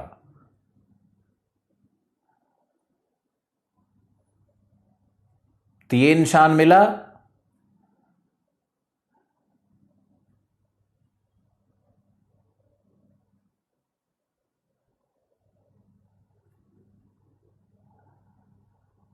तिएन शान मिला। ओके, तो तिएन शान और कुनलून शान के बीच में एक बेसिन है, बहुत फेमस बेसिन है, कैदाम बेसिन या सैदाम बेसिन, दोनों सही है। कैदाम भी पढ़ते हैं, सैदाम भी पढ़ते हैं।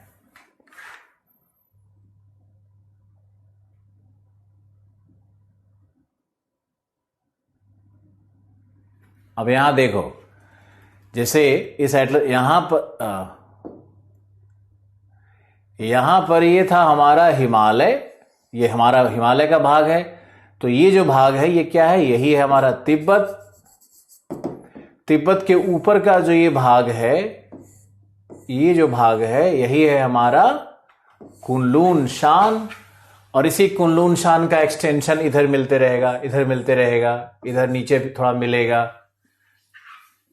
तो इसी को हमने किनलीन माउंटेन, ये किनलीन माउंटेन बन जाता है। और बहुत टुकड़े टुकड़े में माउंटेन बना हुआ है ना, तो कहीं भी तुमको यहां किनलीन मिलेगा, किसी को ऊपर किनलीन मिलेगा, किसी को थोड़ा इससे नीचे मिलेगा, ये सब किनलीन ही है। घबराओ नहीं, किनलीन कोई एक जगह का एक पॉइंट नहीं है, वो पूरे रेंज को किनलीन कहते हैं। जब यहां पर पूरे हिमालय को हम दिखा सकते हैं, इतने में हिमालय है, तो किनलीन भी तो इतने में हो सकता है ना। लॉजिक लगाओ, तर्क लगाओ थोड़ा। तो ये है हमारा कुनलून शान। और सैदाम बेसिन मिला आपको?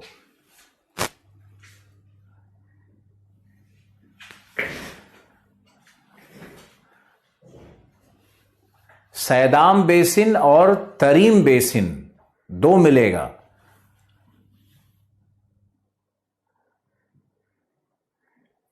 कैदाम पढ़ लो, सैदाम पढ़ लो, एक ही बात है। कैदाम बेसिन और तरीम बेसिन। तरीम बेसिन पश्चिम की ओर,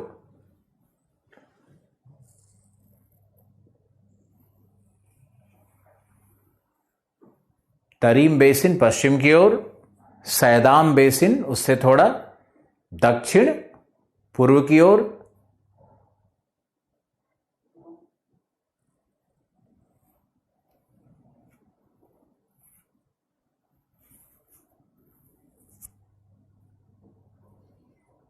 अच्छा, सिर्फ तरीम दिया हुआ है, सैदाम नहीं दिया है, कोई बात नहीं है। तरीम बेसिन को ही देखो। तरीम बेसिन में लौपनोर एक जगह है, लौपनोर। लौपनोर देखो।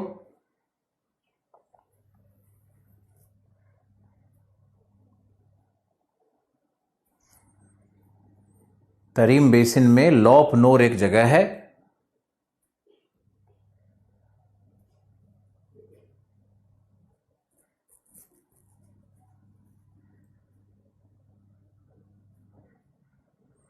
लौपनोर को कहते हैं Pokhran of China.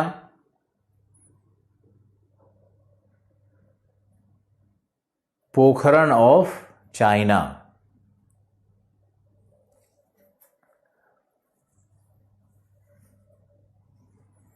Lop Nur China अपना परमाणु विस्फोट, परमाणु टेस्टिंग करता है।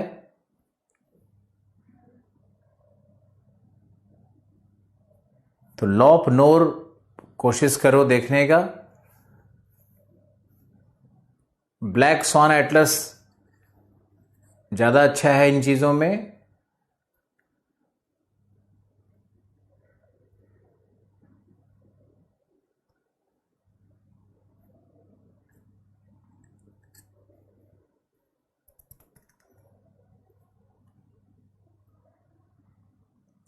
लौपनोर Nur China. Okay, very good. अब आपको देखना है,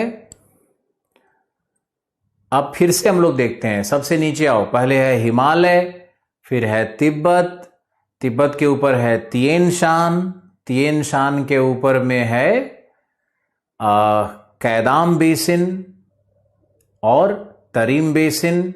यहां पे टकला मकान डेजर्ट है क्या? टकला मकान डेजर्ट।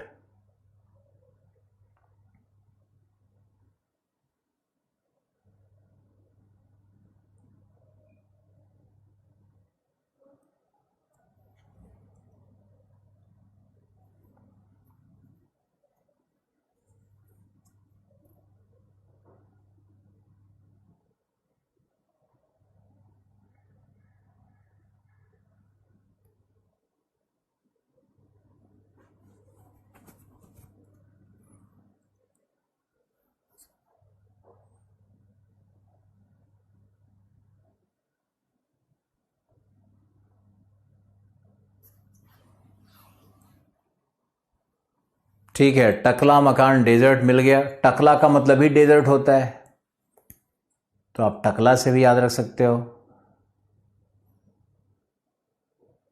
धर्मेंद्र नहीं मिला? मिल गया।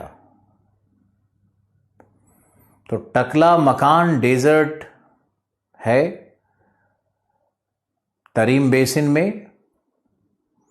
उसके बाद ऊपर जाओगे तो मिलेगा जुंगारियन बेसिन, उससे उत्तर जाओ। जुंगारियन बेसिन बेसिन है।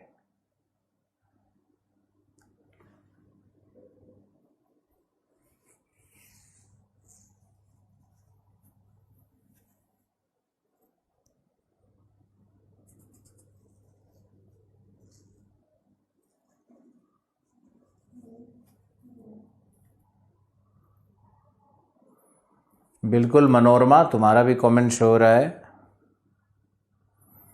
पहले ये बताओ जुंगारियन बेसिन मिल रहा है या नहीं? जुंगारियन बेसिन, हम लोग सिंकियांग प्रोविंस पहुंच गए हैं।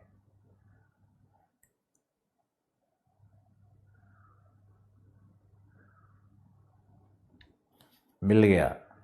लौपनोर नहीं मिला?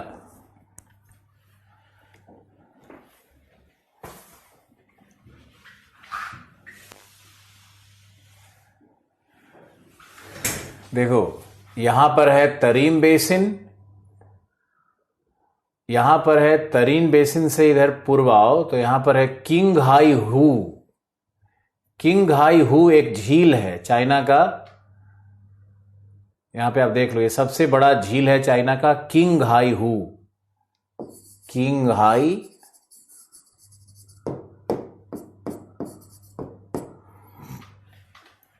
किंगहाई चाइना का सबसे बड़ा झील है यहां पर, इधर है पूर्व की तरफ देखोगे तो, इधर तरीम बेसिन, टकलामकान डेजर्ट भी यहीं पे होगा, इसमें कुछ दिया हुआ नहीं है, लेकिन इसी के ऊपर में है तुम्हारा ये तिएन शान, यहां दिख रहा है, ये तिएन शान पर्वत यहां पर होगा, अगर नहीं दिख रहा है तो तुम देख लो, तिएन शान है, और यहां पर ये कीलियन शान है, ये सब तिएन शान का ही भाग है। तो यहां पर एक पर्वत है, ये एक पर्वत है, और ये एक पर्वत है। ये तीन पर्वत को अगर देख लिए तो चाइना का पश्चिमी भाग क्लियर हो जाएगा। ये देखो, ये हिमालय है, ये तिएन शान है, और ये कुनलुन शान है, और ये तिएन शान है। तिएन शान का ही आगे नाम जाके किलियन शान होगा, तो इतना नाम रटने का जरूरत नहीं है। मुख्य नाम तीन है, यह एच फॉर हिमालय, यह है के फॉर कुनलुन शान, एंड टी फॉर तिएन शान। तीन पर्वत का नाम याद रखो। और तिएन शान के बाद ऊपर जाओगे तो यहां पर ही मिलेगा जुंगारियन बेसिन, जुंगारियन बेसिन यहां मिलेगा, और जुंगारियन बेसिन के ऊपर में फिर यहां फिर पर्वत श्रृंखला है, फिर यहां पर पर्वत मिलेगा। यहां पे हमारे एटलस में नहीं दिया है, लेकिन आपको लिखना होगा। यहां पर है अल्ताई, सायन, इस तरह का पर्वत है। अल्ताई है, सायन है, यहीं पे ये पर्वत इसी तरफ इधर जाएगा तो एक कहलाएगा किंघम, द ग्रेट किंघम, और बीच का ये भाग है, यही बन जाएगा गोबी डेजर्ट। यहां पर है गोबी डेजर्ट, ये जो मंगोलिया वाला ये भाग है पूरा, ये गोबी डेजर्ट है। यहां पर तरीम बेसिन है, यहीं पर टकलामकान डेजर्ट है, लॉप नोर बेसिन है। लॉप नोर एक खारे पानी का झील भी है। लॉप नोर हमारे एटलस में भी नहीं दिया हुआ है। यहां पे लॉप नोर बेसिन है, झील है, यहां पे है, ये देखो लॉप नोर यहां पर है, इस भाग में लॉप नोर है। यहां पे जहां पे हमने कट कट कट ये क्रॉस क्रॉस लगाया है, यहीं पर लॉप नोर है। और किंगहाई झील यहां पर है, जो कि सबसे बड़ा झील है। किंगहाई, लॉप नोर झील, तरीम बेसिन, टकलामकान डेजर्ट, उसके ऊपर में ये नानशान, और उसके ऊपर में ये जुंगारियन बेसिन। जुंगारियन बेसिन में ही कैपिटल है यहां का, इस कैपिटल का नाम है उरुमकी। उरुमकी सिंकियांग प्रोविंस का कैपिटल है, इसका नाम है उरुमकी। उरुमकी, या इसको उरुमची भी पढ़ते हैं, उरुमकी भी सही है, उरुमकी भी सही है।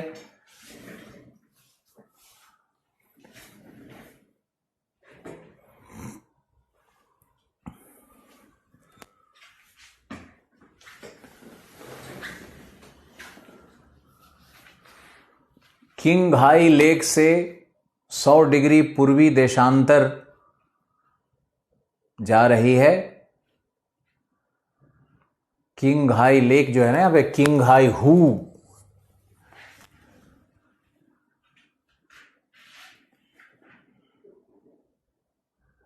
जुंगारियन ट्राइब यहीं पे रहता है। प्रार्थना जी आपका शो हो रहा है। प्रार्थना पांडे, कितनी बार नाम लें आपका?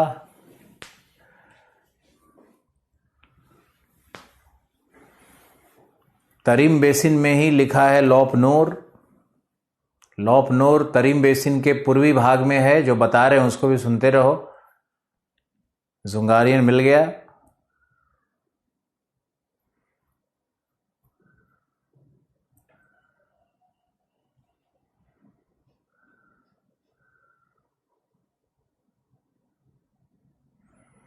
अल्ताई शान मंगोलिया में भी है। अल्ताई शान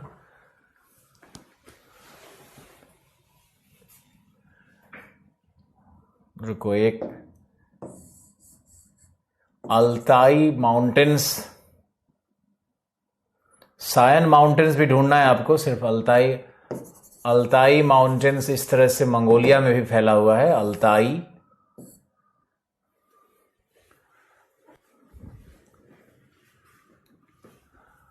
अल्ताई माउंटेन से इधर सायन होगा, इसके इधर होगा, तो ये सायन अल्ताई माउंटेन्स का पूरा सीरीज है। देखो यहीं पे लिखा है, जहां हमने लिखा यहीं पे अल्ताई लिखा हुआ है, अल्ताई माउंटेन यहां पर है।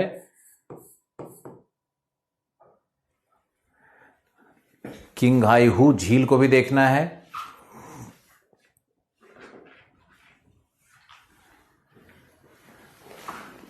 बिल्कुल मयंक। अब ऐसा करते हैं कि चाइना का पश्चिमी भाग हम लोगों ने देख लिया, अब चाइना के पूर्वी भाग में चलते हैं।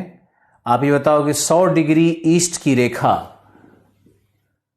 जो 100 डिग्री ईस्ट रेखा है, पूर्वी देशांतर है, क्या वह चाइना को लगभग 2 भागों में बांटती है?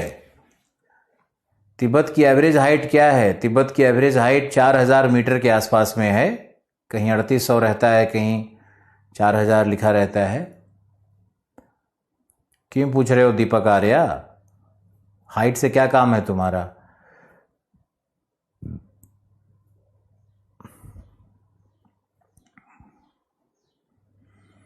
तिब्बत के विषय में हम लोग जानेंगे, तिब्बत किस तरह का पठार है, तिब्बत की उत्पत्ति कैसे हुई।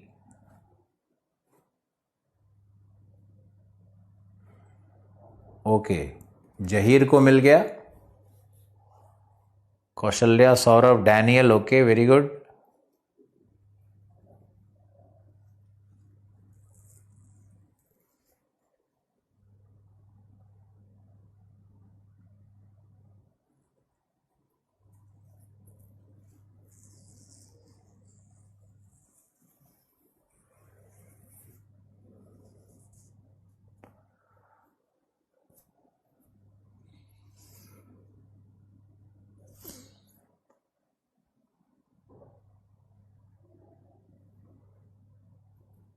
हंड्रेड डिग्री ईस्ट लॉन्गिट्यूड मिला, लगभग इक्वल डिवाइड करता है ना चाइना को, पूर्वी चाइना पश्चिमी चाइना में,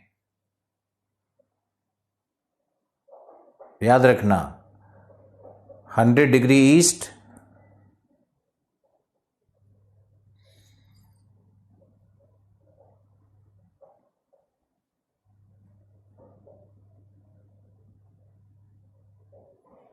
कृष्णा जी लिख रहे हैं तिब्बत की हाइट 6000 से 8000 मीटर है, बहुत बढ़िया।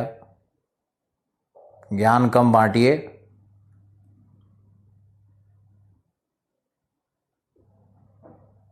हिमालय की एवरेज हाइट तो 6000 है ही नहीं, और आप तिब्बत का हाइट 8000 बता रहे हैं। इस तरह के मूर्ख लोग क्या कर रहे हो तुम लोग? ये सब क्यों डिबेट कर रहे हो यहाँ पे? इतना समझाया कि हाइट और ये सबसे कोई मतलब नहीं है। Okay okay Nasreen, fine. अब आगे चलते हैं।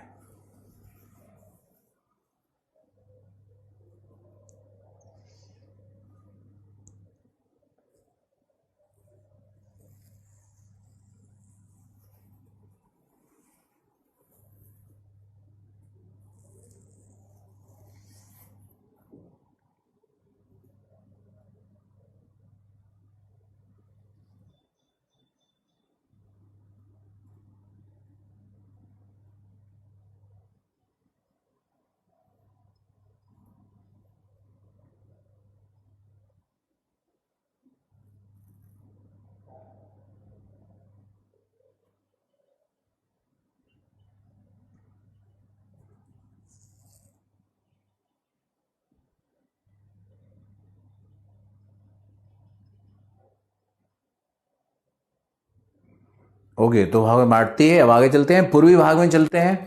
पूर्वी भाग में आपको मैंने मंचूरिया दिखाया था, आपको दिखाया था कि आप फिर से देखो, गोबी मरुभूमि को देखो, और गोबी मरुभूमि में हुआंगहो रिवर को देखो, जो आपने देखा था पहले।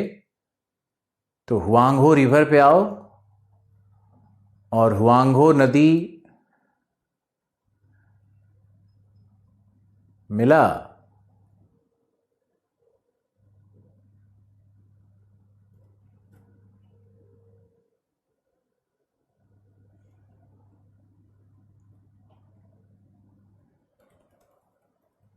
चलो पश्चिमी भाग जो समझ गया उसके लिए पूर्वी भाग आसान है। पूर्वी भाग में सबसे ऊपर में मंचूरिया था, ग्रेट किंगन माउंटेन था, वहां पर हमने आपको मकडेन ट्रायंगल दिखाया था। उसके बाद नीचे अगर आओगे तो वहां पर वो मंगोलिया का डेजर्ट, गोबी डेजर्ट, और गोबी डेजर्ट में आप देखोगे तो जो वांगहो नदी है इसको कहते थे चाइना का शोक, इसको चाइना का शोक कहते थे। और चाइना का शोक कहते थे क्योंकि बाढ़ लाती थी, लेकिन अब इसको चाइना का वरदान कहते हैं। याद रखना, चाइना ने इसको चाइना का वरदान कहते हैं। उस पर इतने सारे डैम्स बनाए चाइना ने, इतने सारे नहर बना दिए, जल विद्युत का सब बना दिया कि ये चाइना के लिए वरदान सिद्ध हो गया है। चाइना अद्भुत प्रगति कर रहा है।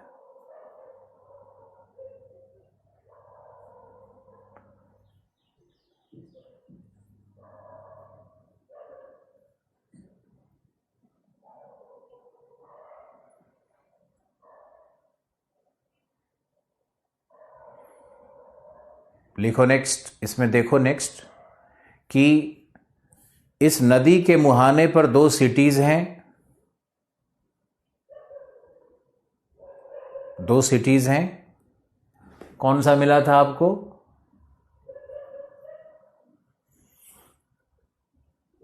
बीजिंग और तियानजिन इसमें नहीं है, लेकिन आपको याद होगा।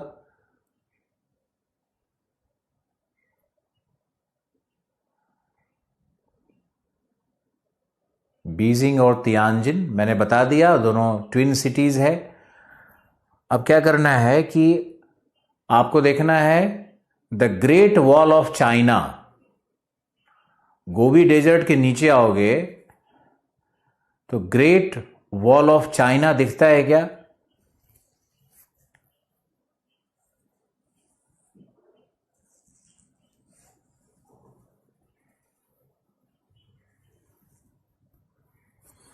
अभिषेक मिश्रा जी, आपको ब्लैक स्वान लेना है इंग्लिश मीडियम वाला?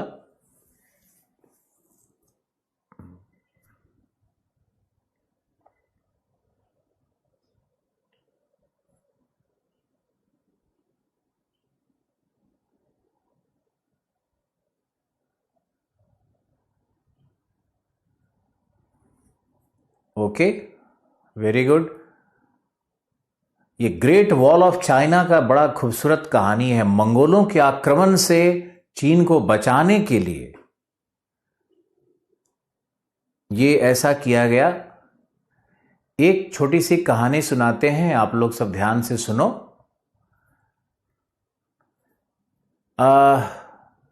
मंगोल क्यों आक्रामक हुए?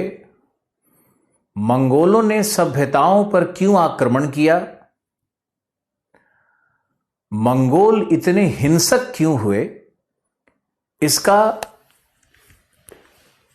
कारण भूगोलवेत्ता या जो भौगोलिक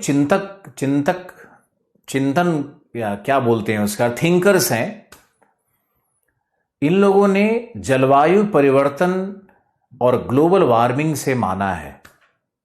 आप इस कहानी को सुनो। मंगोलों का जो हिंसात्मक इतिहास रहा और जो मंगोल ने भयावह आक्रमण किए समृद्ध सभ्यताओं पर, उसके पीछे का मूल कारण एक इतिहासकार तो राजनीतिक दृष्टिकोण से देखेगा, सामाजिक दृष्टिकोण से देखेगा, लेकिन एक भूगोलवेत्ता जो होता है ये उसको पूरे प्रकृति के और पूरे ग्लोबल परिप्रेक्ष्य में देखेगा और पर्यावरणीय परिप्रेक्ष्य में देखता है। तो मंगोलों का आक्रमण अगर आप देखोगे तो ये कहीं न कहीं 7th सेंचुरी के बाद की घटनाएं हैं, और 6th सेंचुरी, 7th सेंचुरी और 8th सेंचुरी, लगभग 11वीं शताब्दी तक जो पीरियड है वो गर्म युग है, यानी ग्लोबल वार्मिंग का फेज है।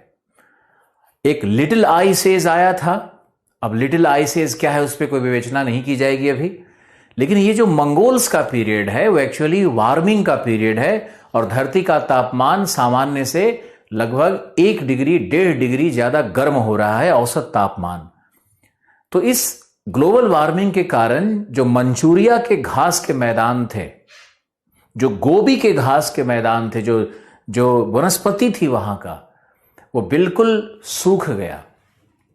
और वाटर रिसोर्स भी मंगोलिया में और इनर मंगोलिया जिसको आज आप कहते हो और मंचूरिया के क्षेत्र में, यानी जो ग्रेट वॉल ऑफ चाइना है उसके जो नॉर्दर्न भाग है उस भाग में, हालांकि मंगोल पहले भी आक्रमण करते रहे हैं, मैंने मना नहीं किया, लेकिन भौगोलिक घटनाओं से या जलवायु परिवर्तन से भी इसका संबंध है। तो ये मंगोल जो चरवाहे हुआ करते थे, जो कि पास्टोरलिस्ट हैं, जो कि घोड़े का और इस तरह के गधों का, इस तरह के पशुओं का व्यापार करते हैं, गाय का भी इस तरह का जो व्यापार करते थे, शेफर्ड्स भी थे, भेड़ भी थे इनके पास। तो ये मंगोल जो इस तरह का पशुपालन करते थे, इनके घास का मैदान जब सूख जाएगा तो घास के मैदान के सूखने से पशुओं की मृत्यु होने लगी और वाटर क्राइसिस भी हुआ। जैसे आप देखो तो डार्फुर के वाटर क्राइसिस के कारण और ग्लोबल वार्मिंग का प्रभाव ये माना जाएगा कि डार्फुर के वाटर क्राइसिस के कारण सूडान 2 भाग में बंट गया। तो वैसे ही मंगोलिया में भी जब वाटर क्राइसिस हुआ, जब हीट वेव्स चलने लगे, जब ग्लोबल वार्मिंग का वो फेज आता है तो घास के मैदान सूखते हैं। तो ये जो मंगोल्स थे, इनके पशु मर गए तो इनकी आजीविका प्रभावित हो रही है, और आजीविका प्रभावित हो रही है तो इनके छोटे बच्चे मर रहे हैं और इनका पॉपुलेशन डिक्लाइन की ओर बढ़ रहा है। तो जो पुरुष मंगोल होंगे वो अपने बच्चे को मरता हुआ देख करके, पत्नी को विलाप करते हुए देख करके, ये हिंसक, ऐसा नहीं कि एक दिन में हुए हैं, ये देख करके इनका कल्चर धीरे धीरे बदलते चला गया है। कल्चर तो बदलता है ना विद टाइम, उसके एलिमेंट्स का कंटिन्यूएशन रह भी जाए, कल्चरल एलिमेंट्स आगे रहता है। जैसे पशुपति आज भी है इंडस वैली सिविलाइजेशन का, कल्चर मरा नहीं है वो, लेकिन उसके एलिमेंट्स तो रहते हैं, लेकिन बाकी उसके जो रिचुअल्स होते हैं, पैटर्न होते हैं, जो थिंकिंग, जो फिलॉसफी, जो आइडियल्स होते हैं, वो सब बदल जाते हैं। तो मंगोलों का भी जो आइडियल्स था वो धीरे धीरे करके बदलने लगा है और एक आक्रामक समाज के रूप में मंगोल फिर यहां से यही इसी भाग से निकल करके ये इस भाग से चाइना पे आक्रमण, चाइना के इस भाग पे आक्रमण, फिर यहीं से मंगोल निकल करके सेंट्रल एशिया में प्रवेश, और सेंट्रल एशिया से फिर इन लोग का वेस्ट एशिया, ईरान और यूरोप की तरफ मार्च। लेकिन ये मंगोल कभी भी रूस की तरफ इंटर नहीं कर पाए। उसका भी भौगोलिक कारण है, क्योंकि रूस की तरफ इंटर करने के पहले सेंट्रल हाईलैंड्स का एक बहुत बड़ा दीवार मिलता है। तो जैसे जैसे मंगोल को ज्योग्राफिकल कॉरिडोर्स मिलते चला गया, वैसे वैसे वो क्रॉस करते हुए आक्रमण किए हैं अलग अलग सभ्यताओं पे। भारत में भी आक्रमण नहीं कर पाए क्योंकि उनके ट्रैक में, मंगोलों के ट्रैक में भारत नहीं आ रहा है। भारत हिमालय से और हिंदू कुश से बिल्कुल घिरा हुआ है, तो मंगोल उसके आगे ही निकल गए। छोटा मोटा मंगोल का जो सरदार वगैरह का टुकड़ी का आक्रमण हुआ है, लेकिन मंगोलों का जो आक्रमण है ना, मुख्यतः सेंट्रल एशिया पे, वेस्ट एशिया पे, चाइना पे और जो यूरोप है, इन सिविलाइजेशंस पे आक्रमण हुआ है। तो ये मंगोलों के आक्रमण का संबंध ग्लोबल वार्मिंग से भी है और माना जाना चाहिए। ओके, आपको पर्सपेक्टिव अच्छा लगना चाहिए, भूगोल का दृष्टिकोण होता है अपना। अब देखो, ग्रेट वॉल ऑफ चाइना आपने देख लिया। अब हम लोग आते हैं बीजिंग के बाद शंघाई के पास। तो शंघाई के पास यहां देखोगे तो एक ये जो नदी है यहां पर, ये जो दूसरी नदी मैंने आपको बताई थी, पहला तो ये वांगहो था, ये दूसरी नदी हमारी है यांगजी क्यांग, या इसी का नाम जिंग जियांग भी है। तो आप देखो कि जिंग जियांग मिलता है क्या, या यांगजी क्यांग मिलता है क्या? यांगजी क्यांग है क्या?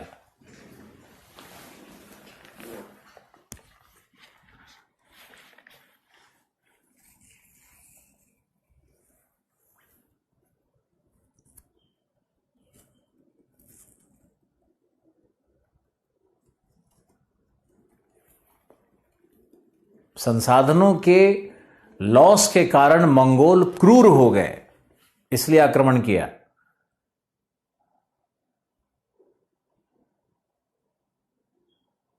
ओके, अब आपको देखना है जिंगजियांग या यांगजी क्यांग नदी, जो वहां की सबसे लंबी नदी है, इस नदी के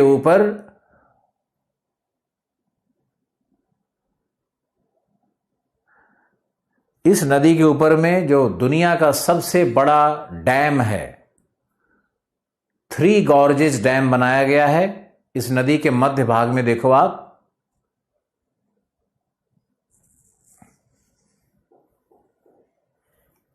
थ्री गॉर्जेस डैम मिला क्या?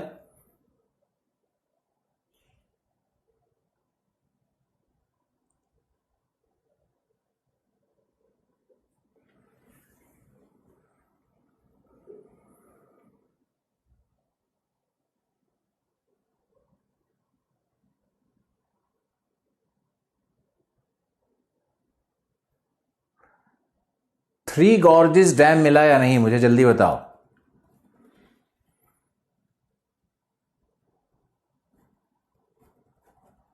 इस नदी के मध्य भाग में वुहान प्रोविंस भी है। नदी से थोड़ा दक्षिण दिख रहा होगा, क्या वुहान प्रोविंस मिला, जहां से कोरोना निकला, जिसके विषय में मैंने बताया।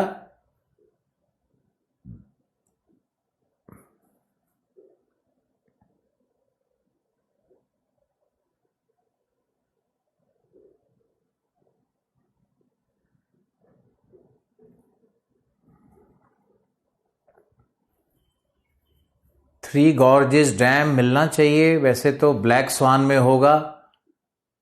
अगर आप नहीं लिए हो ब्लैक स्वान, गलती कर रहे हो। वुहान प्रोविंस मिला, वुहान मिल गया, वेरी गुड।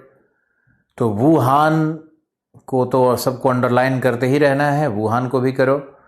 वुहान में कौन कौन से 3 सिटीज हैं?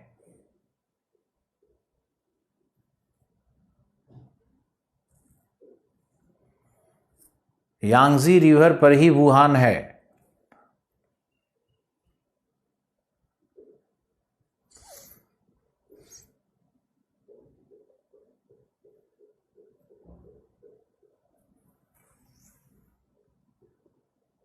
डैम नहीं मिला, कोई बात नहीं है।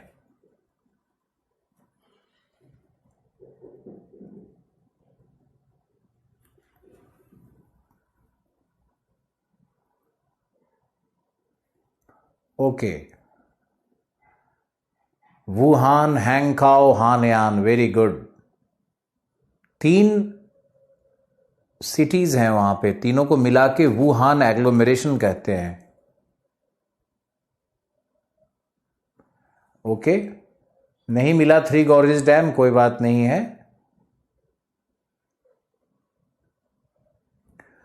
आपको एक मिलेगा ग्रैंड कैनाल। आप इस नदी के मुहाने पे जाओ तो वहां पे मिलेगा शंघाई, और शंघाई के साथ मिलेगा नानजिंग। नानजिंग और शंघाई, ये दोनों ट्विन सिटीज हैं।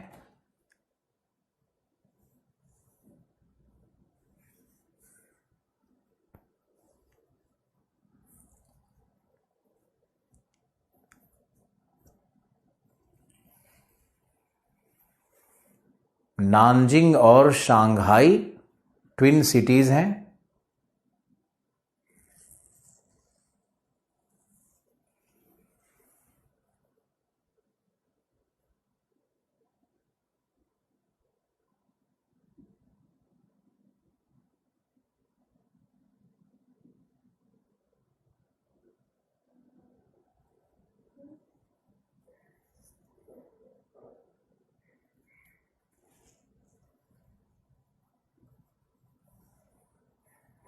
ग्रेट कैनाल मिला।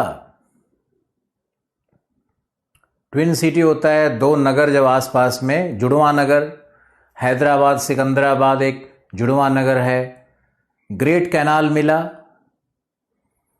दुनिया का सबसे लंबा विस्तृत नहर ग्रेट कैनाल चाइना ने बनाया है। दुनिया में सब कुछ जो सबसे बड़ा है वो चाइना के पास है, अब ऐसे मान के चलना है।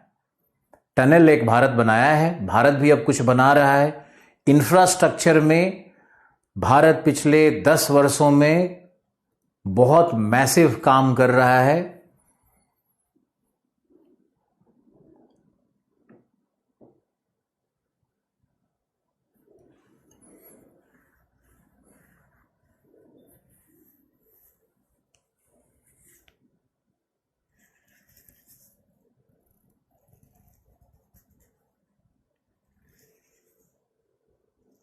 ग्रेट कैनाल तो मिलना चाहिए था। ग्रेट कैनाल या ग्रैंड कैनाल, क्या लिखा है? ग्रैंड कैनाल होना चाहिए।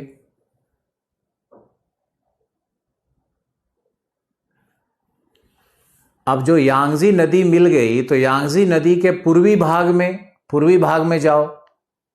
शंघाई तो पहले दिखाया ही था, तो उसमें क्या ईस्ट और वेस्ट बताना है?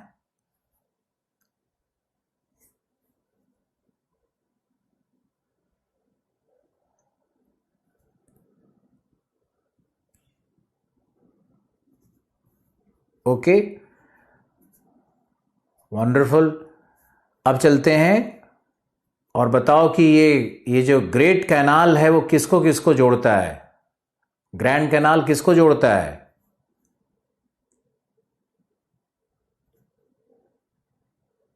ग्रैंड कैनाल किस किस 2 सिटी को जोड़ता है? पहला है बीजिंग, दूसरा है नानजिंग। नानजिंग से बीजिंग को जोड़ रहा है, लिख लो।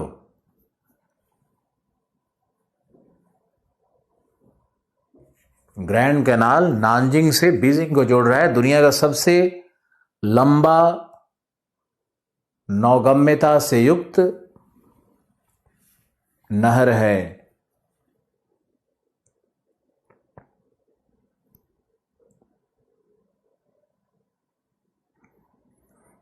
नौगम्यता से युक्त नहर है।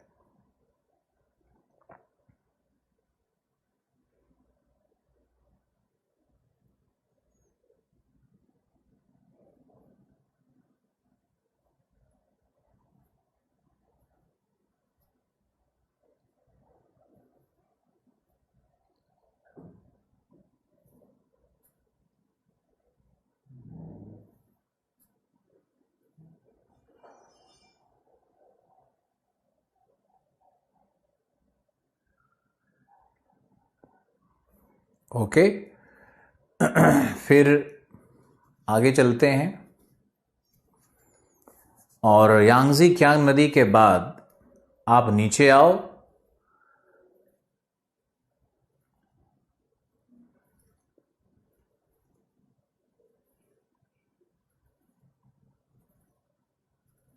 तो आपको एक मिलेगा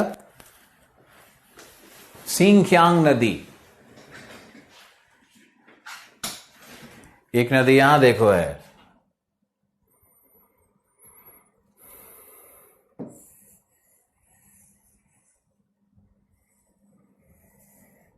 यहां देखो एक नदी है। ये 2 नदी को देखो, सबसे दक्षिण में, चाइना के दक्षिणतम भाग में जाकर के वहां नदी को देखना है।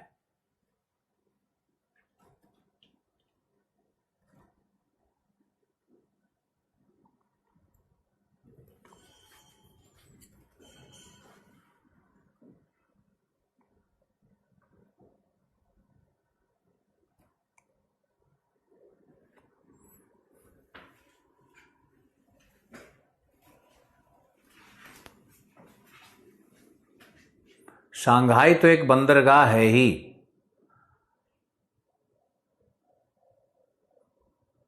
शंघाई और देखो यहां पे ये जो शंघाई है ना, शंघाई और जो नानजिंग है, ये दोनों ट्विन सिटी है।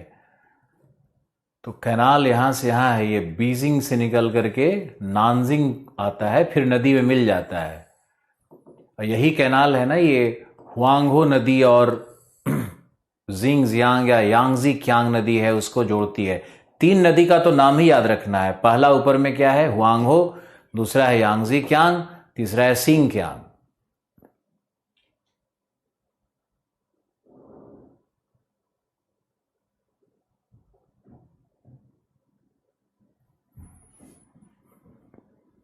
थैंक यू दीपक आर्या।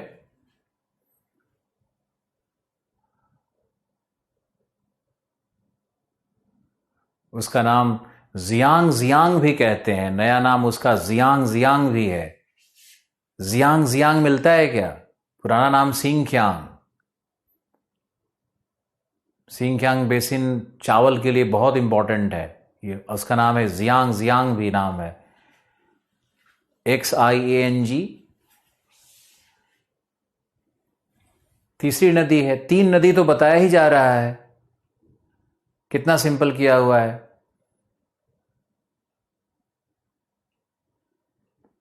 कुछ लोगों को ग्रैंड नहर अब मिल रही है, कोई बात नहीं है, कभी तो मिला।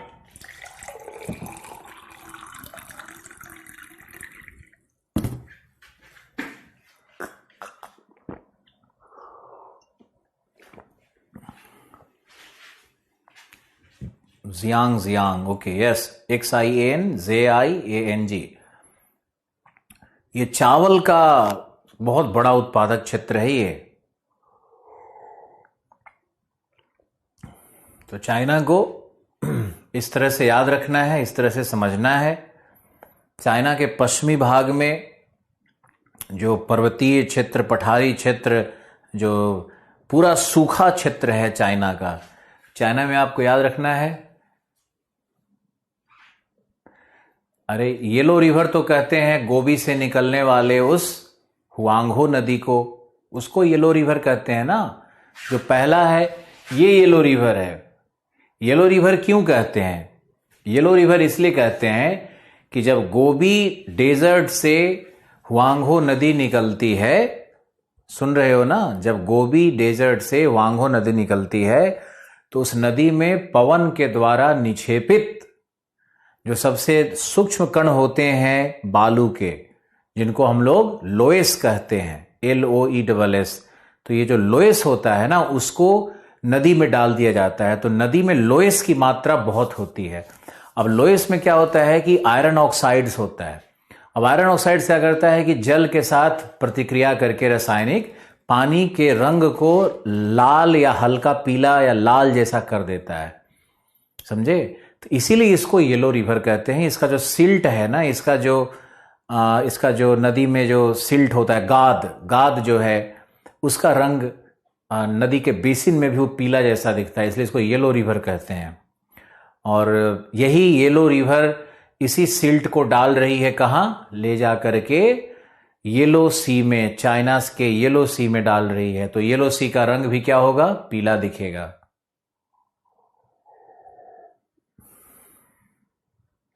अब चाइना के विषय में इतना अगर नॉलेज आपको हो चुका है, हान चाइना क्या है, नॉन हान चाइना क्या है, मैंड्रिन वहां की भाषा है, किस क्षेत्र में कौन सा फसल है, सबसे दक्षिण में क्या है, दक्षिण में क्या है, जल्दी बताओ? चावल। दूसरा फसल चावल, तीसरा फसल चावल, सिर्फ चावल। सिंकियांग बेसिन, जिसको आप जियांग बेसिन देख रहे हो, ये चावल होगा। नीचे में चावल, यहां पर अगर हम देखेंगे तो राइस, ये राइस। यहां से ऊपर जाएंगे तो क्या हो जाएगा? T plus rice. ऊपर जाएंगे तो क्या हो जाएगा? वीट, ये हो जाएगा वीट। और वीट से ऊपर जाएंगे तो क्या हो जाएगा? गाओलिंग फसल है यहां पे, पशु चारण है यहां पर, सोयाबीन है यहां पर। मैंने सब कितने अच्छे से पढ़ाया आपको कि आप एकदम से समझ जाओ कि ऊपर में क्या है, बीच में क्या है, फसल का प्रतिरूप क्या है। खनिज में चलेंगे तो खनिज में यहां पे लौह इस्पात उद्योग क्यों है? तो भाई यहां पर लौह इस्पात कहां मिलता है? शांक्सी शेंगसी में कोयला कैसे मिलता है? शानडोंग में कैसे, कौन सा लौह अयस्क मिल रहा है, इसके कारण है वहां पे। फिर हमने यूनान प्लेटू आपको दिखाया, ये जो भाग है यूनान का, नीचे वाला भाग यूनान प्लेटू दिखाया। तो यहां पे अलौह धात्विक खनिज का भंडार बताया आपके लिए। फिर हम लोग यहां पे पश्चिमी भाग में गए तो पूरा ये पर्वतीय और डेजर्ट और शुष्क भाग है वहां का, जहां पे आबादी बिल्कुल नहीं है। और चाइना का पश्चिमी भाग तो 100 डिग्री पूर्वी देशांतर उसको 2 भाग में बांटती है, और पश्चिमी भाग चाइना का जो होगा वो बिल्कुल लगभग शुष्क है, वहां पे वर्षा बहुत कम होती है। राजवर्धन लिख रहे हैं कि यहाँ का, अब चाइना के विषय में तुम लोग इतना जिद कर रहे हो तो हम बता ही देते हैं। देखो, चाइनीज लैंग्वेज है ना, ये फोनिम्स पे आधारित होती है। फोनिम्स पे आधारित होती है, यानी ये स्वर, फोनिम्स मतलब जो, जैसे हम लोग जो उसको नेजल नाक से बोलते हैं, अन, अंग, सुंग, सिंग, संग, फंग, किंग, कुंग, कंग, ये जो हम लोग उच्चारण करते हैं, ये ध्वनि इसको कहते हैं। तो फोनिम्स यानी हो गया ध्वनि है ये। और हम लोगों की भाषाओं में, अगर तुम चाइनीज की जगह तुम अगर हिंदी को ले लोगे या संस्कृत को ले लोगे, तो संस्कृत की भाषा जो होती है उसमें होता है शब्द। तो पहला अंतर तो ये होता है कि हमारी भाषाएं शब्द से बनी हुई हैं, प, फ, ब, भ, म, ट, टू।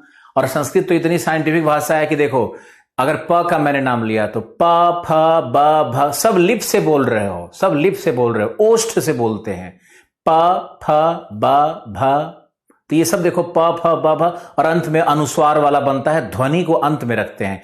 क, ख, ग, घ, अंडा, अंग, पता नहीं क्या बोलते हैं, अड़ा, तो वो अंग देखो, वो ध्वनि हो गया। यानी 4 शब्द और एक ध्वनि से हमारी संस्कृत भाषा बनी हुई है।